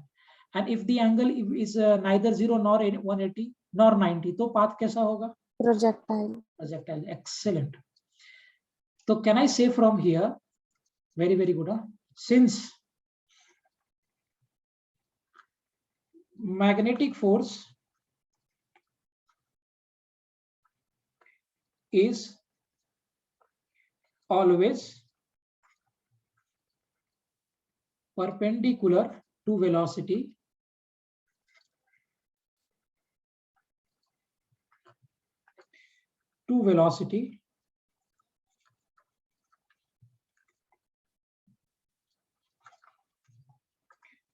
path of particle लिखना सही नहीं है, path of charge particle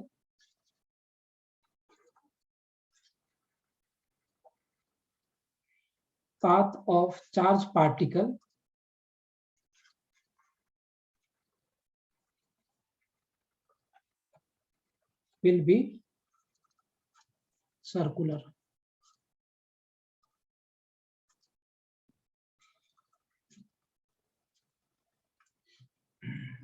है ना? सर मुझे फर्स्ट लाइन क्यों होता है नहीं समझा. क्या नहीं होता? First line. क्या repeat again. Can you re-explain the first line? Was work done. Work done. अच्छा, मुझे एक बात बताओ, डिस्प्लेसमेंट किधर होता है? क्या जिस डायरेक्शन में वेलोसिटी होता है डिस्प्लेसमेंट भी उसी डायरेक्शन में होता है? हाँ. सो इसका मतलब कि जो वेलोसिटी का डायरेक्शन होगा क्या वही डायरेक्शन डिस्प्लेसमेंट का होगा? अब अगर फोर्स वेलोसिटी के परपेंडिकुलर है तो क्या फोर्स डिस्प्लेसमेंट के भी परपेंडिकुलर होगा? बिकॉज तो अगर फोर्स डिस्प्लेसमेंट के परपेंडिकुलर है तो वर्क डन कितना हो जाएगा? हाँ, if my force is perpendicular to displacement then what will be work done? That is what I am saying. Okay, understood. हाँ, वेरी गुड. ये 3 बहुत बहुत इंपॉर्टेंट पॉइंट्स है. Do it. Just have water.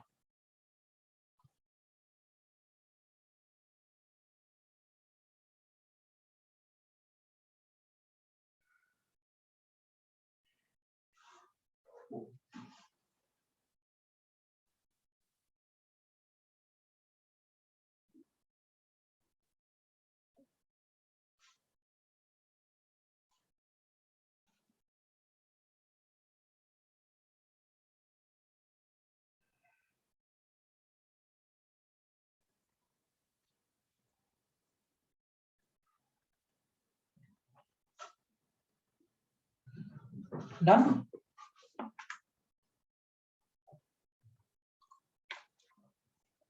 No, sir.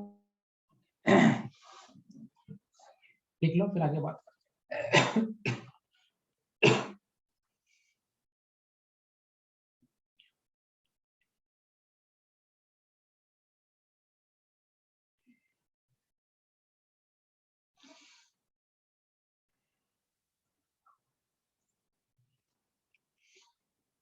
So what is the difference between projectile and parabolic part? Same है. The path which is taken by projectile is parabolic, and that object is called projectile.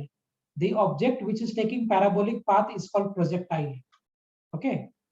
वो object जो parabolic path लेता है उसको projectile बोलते हैं, and the path which is taken by that projectile is parabolic.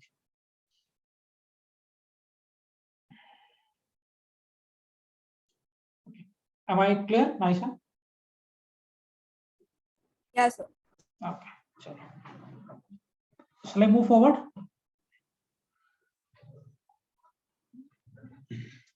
Yes, sir. Okay. अच्छा, मुझे एक बात बताओ, अगर ये पार्टिकल सर्कुलर पाथ ले रहा है, चार्ज पार्टिकल, तो क्या उसका कुछ रेडियस होगा? हाँ, तो जरा निकालते हैं. Radius of charge particle in magnetic field.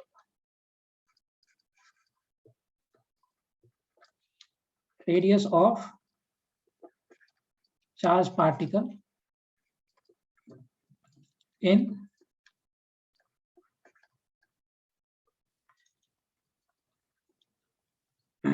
magnetic field.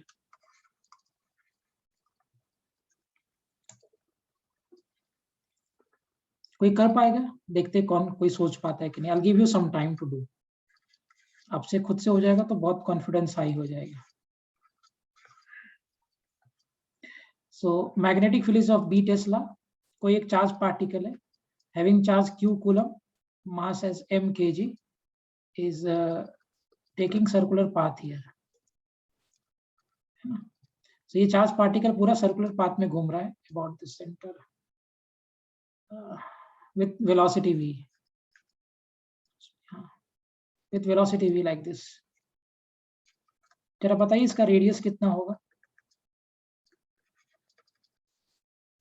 Charge particle का चार्ज दिया है q कूलम का, मास दिया है m kg का, magnetic field is of b tesla, is in inward direction, and this is rotating with a velocity of v metre per second. हालांकि मैंने अभी आपको पढ़ाया नहीं वो कॉन्सेप्ट, लेकिन कभी-कभी लेक्चर्स में मैंने बताया है सेंट्रीपिटल फोर्स के बारे में.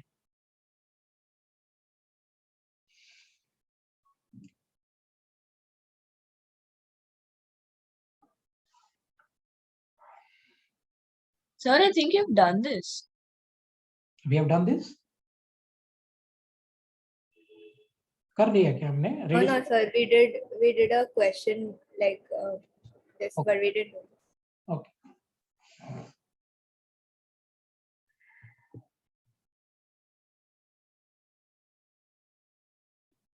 चलो, याद है मैंने अभी तक तो ये पढ़ाया नहीं आपको ऑब्वियसली, लेकिन मैंने कभी-कभी बीच-बीच के लेक्चर में बताया था एक कॉन्सेप्ट ड्यूरिंग द न्यूमेरिकल्स. अगर कोई चार्ज पार्टिकल सर्कल में मूव कर रहा है, तो क्या चार्ज पार्टिकल को सर्कल में मूव करने के लिए do I need a centripetal force? याद है कॉन्सेप्ट? जब तक आप सेंट्रीपिटल फोर्स नहीं लगाओगे पार्टिकल पे, तब तक ये पार्टिकल सर्कल में मूव नहीं कर सकता है, right? So if I want कि ये मेरा पार्टिकल पूरा एक सर्कल कंप्लीट करे, so for particle to complete a circle या to move in a circular path, it need to have a centripetal force. Okay, तो यहाँ पे एक centripetal force लगना चाहिए, तभी ये पार्टिकल सर्कल में जाएगा. कितना होता है बेटा सेंट्रीपिटल फोर्स का formula? mv square upon r. Excellent, mv square upon r. अब यहाँ पे सेंट्रीपिटल फोर्स कौन दे रहा है? Which is providing centripetal force here? Except magnetic force. Magnetic force. और तो कोई फोर्स है ही नहीं जो सेंट्रीपिटल देगा यहाँ पे. सो magnetic force is giving centripetal. देखो मैंने जानबूझ के वेलोसिटी का डायरेक्शन नीचे लिया है. सो v नीचे, b अंदर, v क्रॉस b करोगे तो मैग्नेटिक फोर्स इधर लग जाएगा. सो इस केस में सेंट्रीपिटल फोर्स देने वाला एक ही फोर्स है which is magnetic. So magnetic force कितना होगा इस केस में? This will be equal to q into v into b into sine of theta. इस पर्टिकुलर केस में बेटा थीटा कितना है? 90 degree. 90 degree. Sir, so qvb will be equal to mv square upon r. Yes, क्योंकि already हालांकि मैं पढ़ेंगे बाद में, मैं आपको ये पूरा सर्कुलर का सेक्शन ही पढ़ाऊंगा, लेकिन हमने डिस्कस किया था ये बात कि अगर किसी भी चार्ज पार्टिकल को सर्कल में रोटेट करना है, so for rotating charge particle in a circular path we need to have centripetal force. और यहाँ पे इस केस में सेंट्रीपिटल फोर्स प्रोवाइड करने वाला एकमात्र फोर्स है which is magnetic. There is no other force acting here which can provide centripetal. Only magnetic force can provide centripetal here, right? So this magnetic force is qvb into sin theta. The angle theta here is 90 because velocity is downward and magnetic field is inside the screen. So the angle made by velocity with magnetic field will be 90 degree here. So theta is 90. And obviously the centripetal force will be provided by the magnetic force. So I can say mv square by r, q into v into b. This will get cancelled. So r will be equal to mv by qb.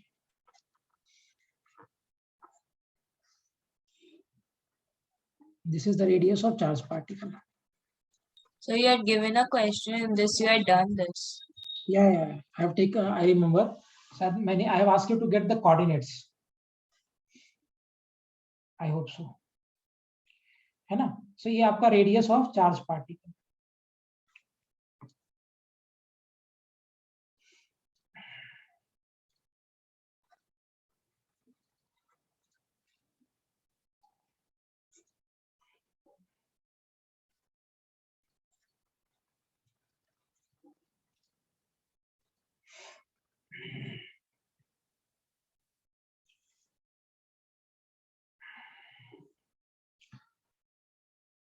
Am I okay? Clear? समझा सबको point यहाँ पे? Sir, can you wait? I'm talking. Yeah. Okay.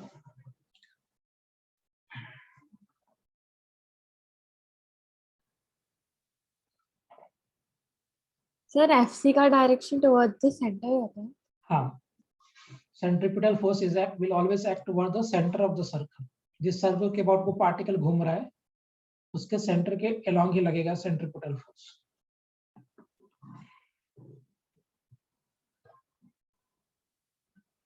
और अगर V एक 90 degree के अलावा कोई एंगल पे होता तो सेंट्रीपिटल फोर्स पे फर्क नहीं पड़ता ना? नहीं, सेंट्रीपिटल फोर्स तो फिर भी लगेगा. सेंट्रीपिटल फोर्स तो एज इट इज लगेगा, बस यहाँ पे थीटा 90 नहीं होता, यहाँ पे साइन थीटा ही रह जाता. So here I would have sine theta.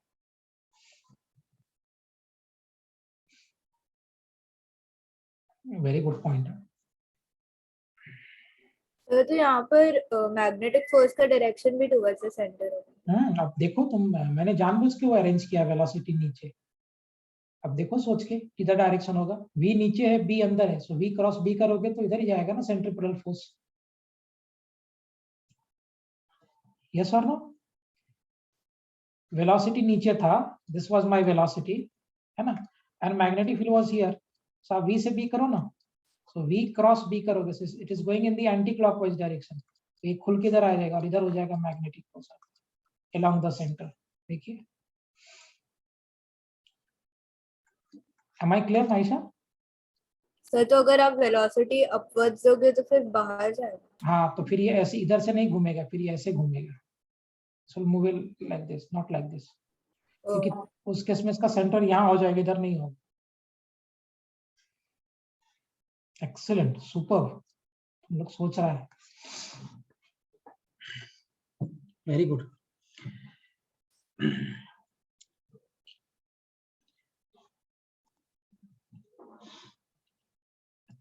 Done sir. चलो ओके। अच्छा, एक फॉर्मूला और मैं नहीं पढ़ाया हूँ, लेकिन I hope I can use here. हम पढ़ेंगे इसको बाद में, this is a part of circular motion. एक फॉर्मूला और करेंगे, ये भी मैं न्यूमेरिकल का टाइम बता चुका हूँ। Do you remember this formula V is equal to R omega? कुछ याद है? डिस्कस किया था हमने कभी? फिर से कभी डिस्कस किया V is equal to R omega, हाँ या ना? हाँ शायद सर। अच्छा ठीक है, चलो नहीं याद है तो कोई बात नहीं, मैं बता देता हूँ। ये हम पढ़ेंगे, इसको प्रॉपर्ली प्रूव करूंगा ये कहाँ से क्या आया, बट अभी सिर्फ समझो ये बात।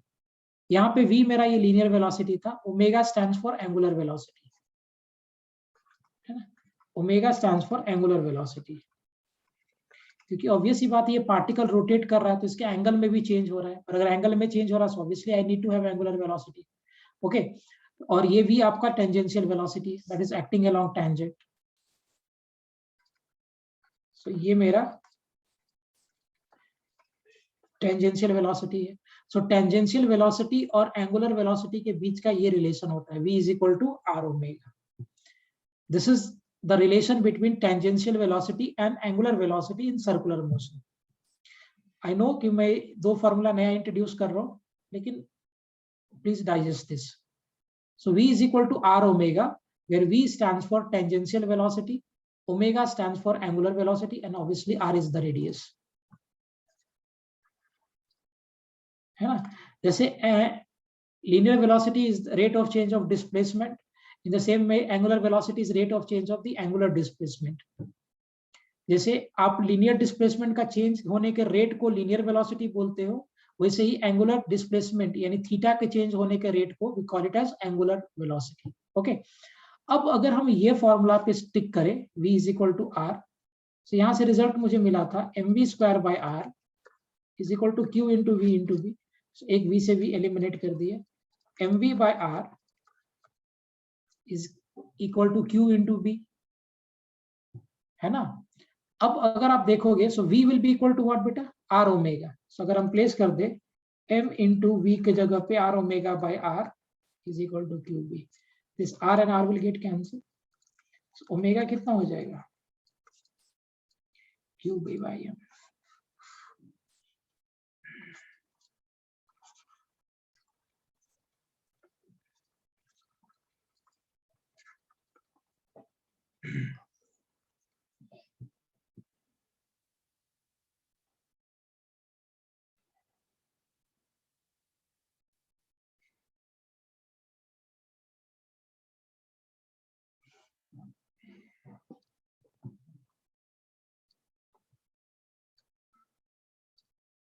सर सेंट्रीफ्यूगल और सेंट्रीपिटल एक ही होता है ना? एक ही होता है, वो स्यूडो फोर्स होता है actually. Centrifugal is a pseudo force. वो अगर आप नॉन इनर्शियल फ्रेम में बैठ के देखोगे ना, तब स्यूडो लगाना पड़ता है, that pseudo force is called centrifugal. Actually petal और फ्यूगल दोनों ही कोई फोर्स नहीं है, ऐसा सेंट्रीपिटल फोर्स नाम का नेचर में कोई फोर्स ही नहीं होता है। जैसे फ्रिक्शन एक फोर्स है जो नेचर में होता है, ग्रेविटेशन एक फोर्स है जो नेचर में होता है, मैग्नेटिक एक फोर्स है जो नेचर में होता है, वैसे सेंट्रीपिटल फोर्स कोई फोर्स थोड़ी है। एक्चुअली कोई ना कोई फोर्स होगा जो सेंट्रीपिटल फोर्स का काम करेगा, समझना? This is a critical line which I am saying. There is no force as such centripetal force in nature. Centripetal force नाम का कोई फोर्स नेचर में एग्जिस्ट नहीं करता है। हाँ, ये बात अलग है कि कोई ना कोई फोर्स होगा जो सेंट्रीपिटल फोर्स का काम करेगा। कभी कभी फ्रिक्शन काम करता है, कभी नॉर्मल करता है, कभी टेंशन करता है, कभी मैग्नेटिक करता है, कभी ग्रेविटेशन करता है। सो अलग अलग सिचुएशन में अलग अलग force will act like a centripetal force. Got it? हाँ sir. Okay. So what is the difference between centrifugal and centrifugal force? Centripetal force is a force that can be applied by the observer, या that is applied by the observer which is standing on ground या non inertial frame.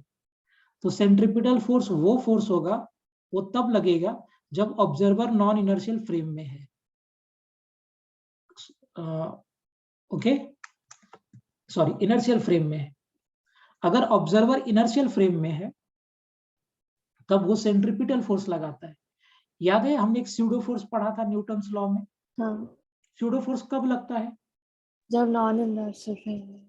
Exactly same way में अगर ये मान लो, मैं एक example लेके बता ही देता हूँ। लेट्स से कि मेरा एक डिस्क है ऐसा, ठीक है, और ये डिस्क इस एक्सिस के अबाउट घूम रहा है, डिस्क इस एक्सिस के अबाउट घूम रहा है, and this is rotating with omega radian पर सेकंड से ये घूम रहा है। यहाँ पे एक ऑब्जेक्ट रख दिया, मान लो एक बॉक्स रखा हुआ है, और दो ऑब्जर्वर है। एक बार ये ऑब्जर्वर यहाँ पे है, इसी फ्रेम पे खड़ा है, डिस्क पे ही खड़ा है, और दूसरा ऑब्जर्वर यहाँ पे है, ग्राउंड पे खड़ा है। So there are two observers. Physics कौन लगाता है? फिजिक्स ऑब्जर्वर लगाता है कि ऑब्जेक्ट लगाता है? फिजिक्स ऑब्जर्वर किसके ऊपर लगाता है? ऑब्जेक्ट ऑब्जेक्ट के ऊपर। सो physics is applied by the observer on the object.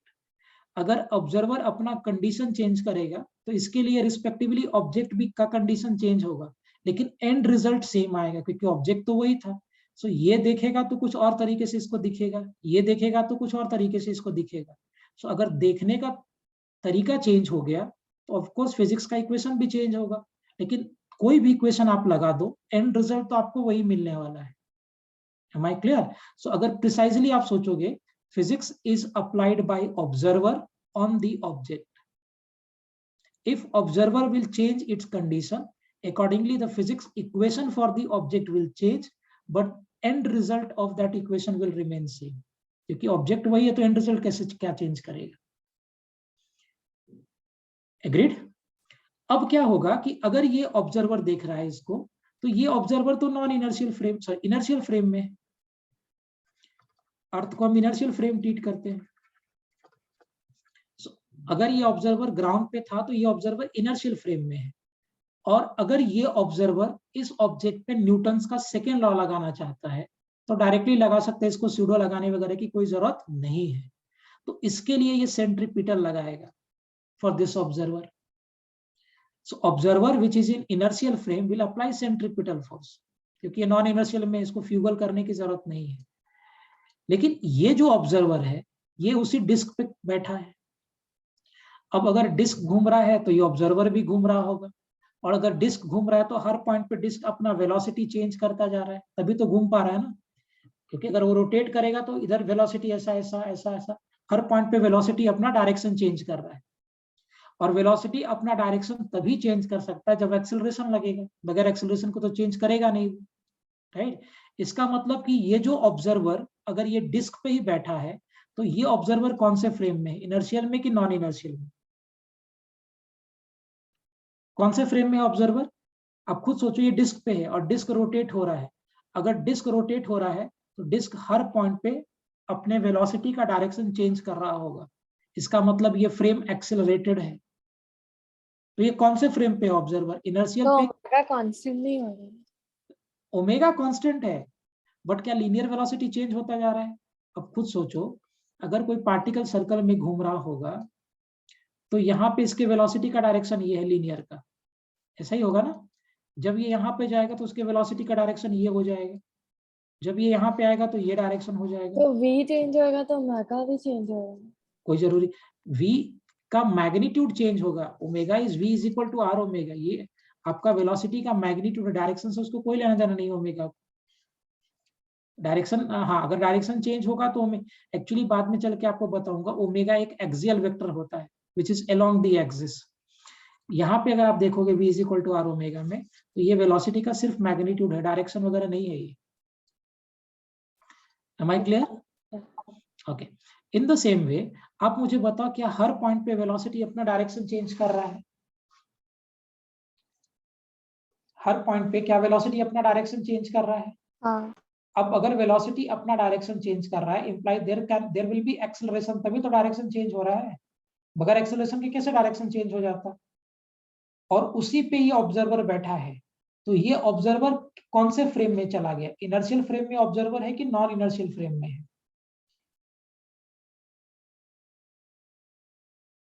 ऐसा कौन से फ्रेम में हो गया observer?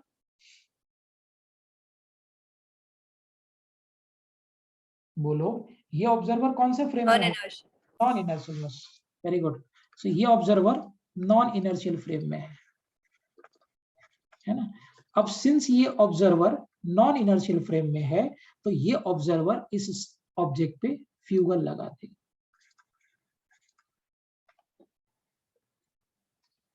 Okay, so basically centrifugal force एक स्यूडो फोर्स, स्यूडो का मतलब होता है फॉल्स, क्योंकि इसको इस पे न्यूटन का सेकेंड लॉ लगाना है, इसलिए इसको फ्यूगल लगाना पड़ेगा। So centrifugal force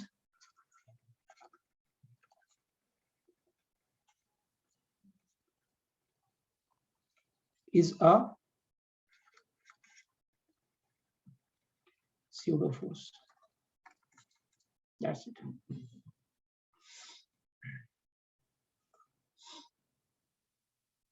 Am I clear properly?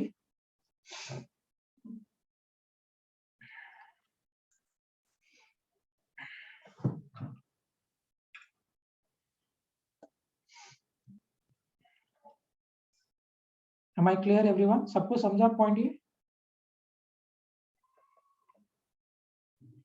हाँ सर। चलो ठीक है, ठीक।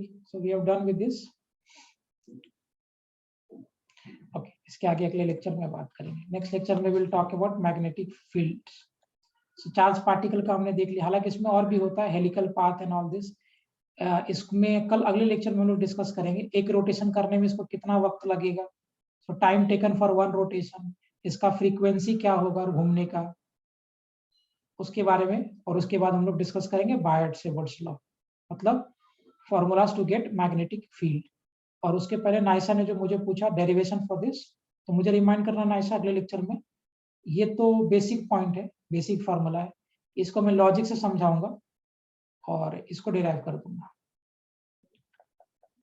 Am I clear everyone? Sir, Hmm? sir, can you clear my doubt of that direction of the length vector? हाँ बोलो। Sir, if there are two charges there in different direction, two currents there in different direction, then how can you determine the direction of the length vector? Okay, let me take like this.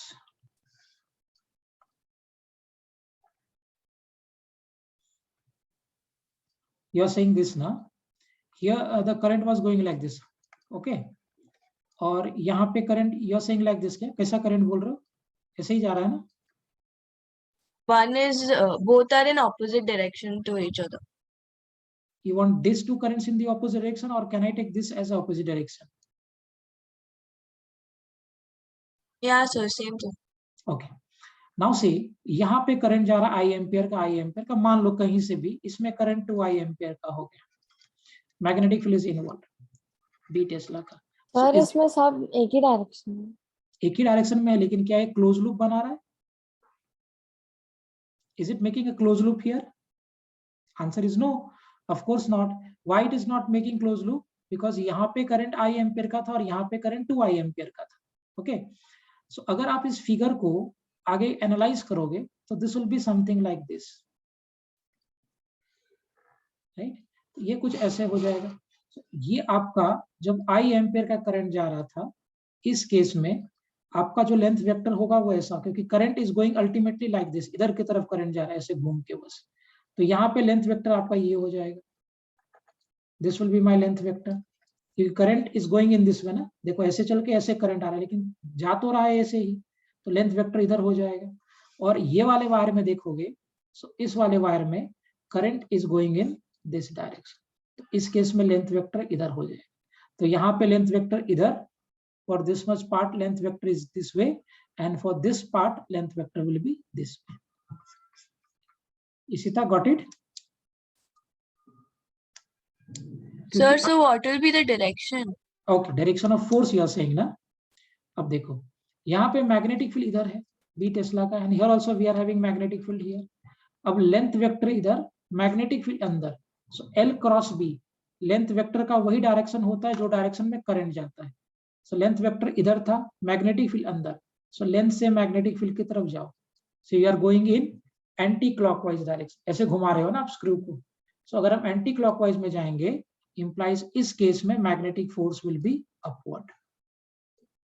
Correct, इस case में magnetic force आपका upward हो जाएगा. अगर आप यहाँ पे देखोगे, सो ये मेरा लेंथ वेक्टर है and magnetic field is inside. आप एक काम करो, लेंथ से लेंथ इधर, मैग्नेटिक फील्ड अंदर, सो लेंथ से मैग्नेटिक फील्ड की तरफ जाओ. So you are going in clockwise, so it will come down. इस केस में magnetic force will be somewhere here F2. इसी तरह क्लियर. यहाँ पे लेंथ वेक्टर इधर, मैग्नेटिक फील्ड अंदर, सो लेंथ से मैग्नेटिक की तरफ जाओ. It is going in anti clockwise, will come out. यहाँ पे लेंथ वेक्टर इधर, मैग्नेटिक फील्ड अंदर, सो लेंथ से मैग्नेटिक फील्ड की तरफ जाओ. It is going in clockwise, that will come down. So in the first one that you made, Hmm. in that how did you tell that the direction of the length vector is in the opposite side? Where I have said in the opposite. This is the direction of length vector, na? How did you get that direction and not the opposite direction? And that was I'm saying, na? You are starting from here. मेरा ये initial point था, ये final point था, क्योंकि current इधर जा रहा है, current ऐसे जा रहा है. So current is going from here to here. हाँ, ये बात सही कैसे घूम के जा रहा है, but current ultimately जा तो ऐसे ही रहा है ना. अगर करंट का डायरेक्शन ऐसे होता, ऐसे, तब लेंथ वेक्टर इधर होता, क्योंकि करंट फिर उस केस में इधर से इधर जा रहा था. But in this case current was going like this, ऐसे जो करंट जा रहा है. सो करंट बेसिकली इधर की तरफ जा रहा है ना, सो length vector will be in that direction. Okay, sir, got it. बरोबर. ठीक, समझा आज के लेक्चर सभी को ढंग से? Is it clear? Yes, sir. But I had a general doubt. हाँ बोलो ना. Yes, tell me. Sir, mass is dependent on velocity, right? Yeah, correct. So why is charge not dependent on velocity? That is its inherent property.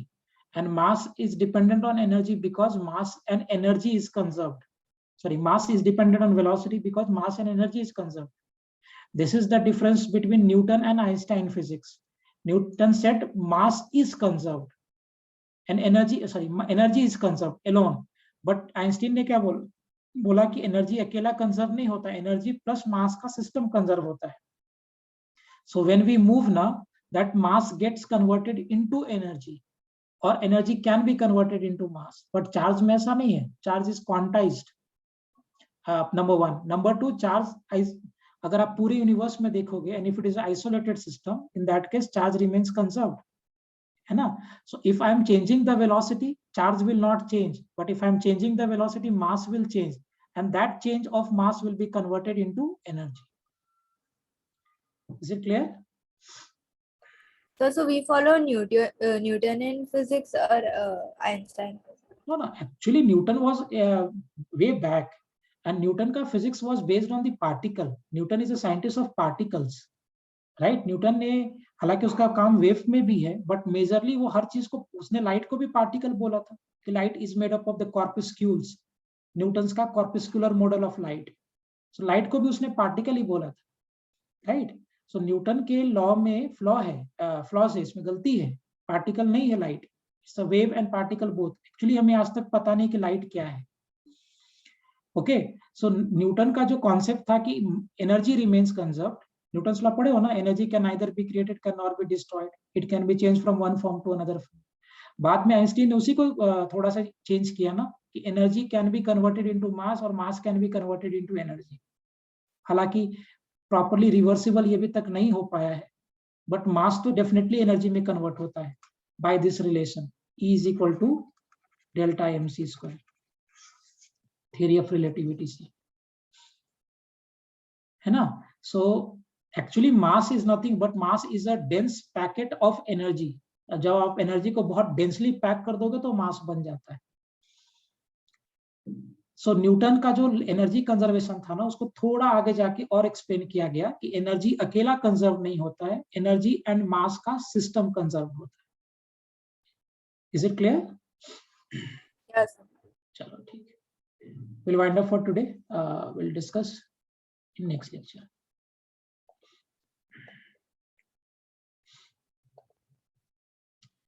So bye bye everyone. Sir, one more thing. Hmm.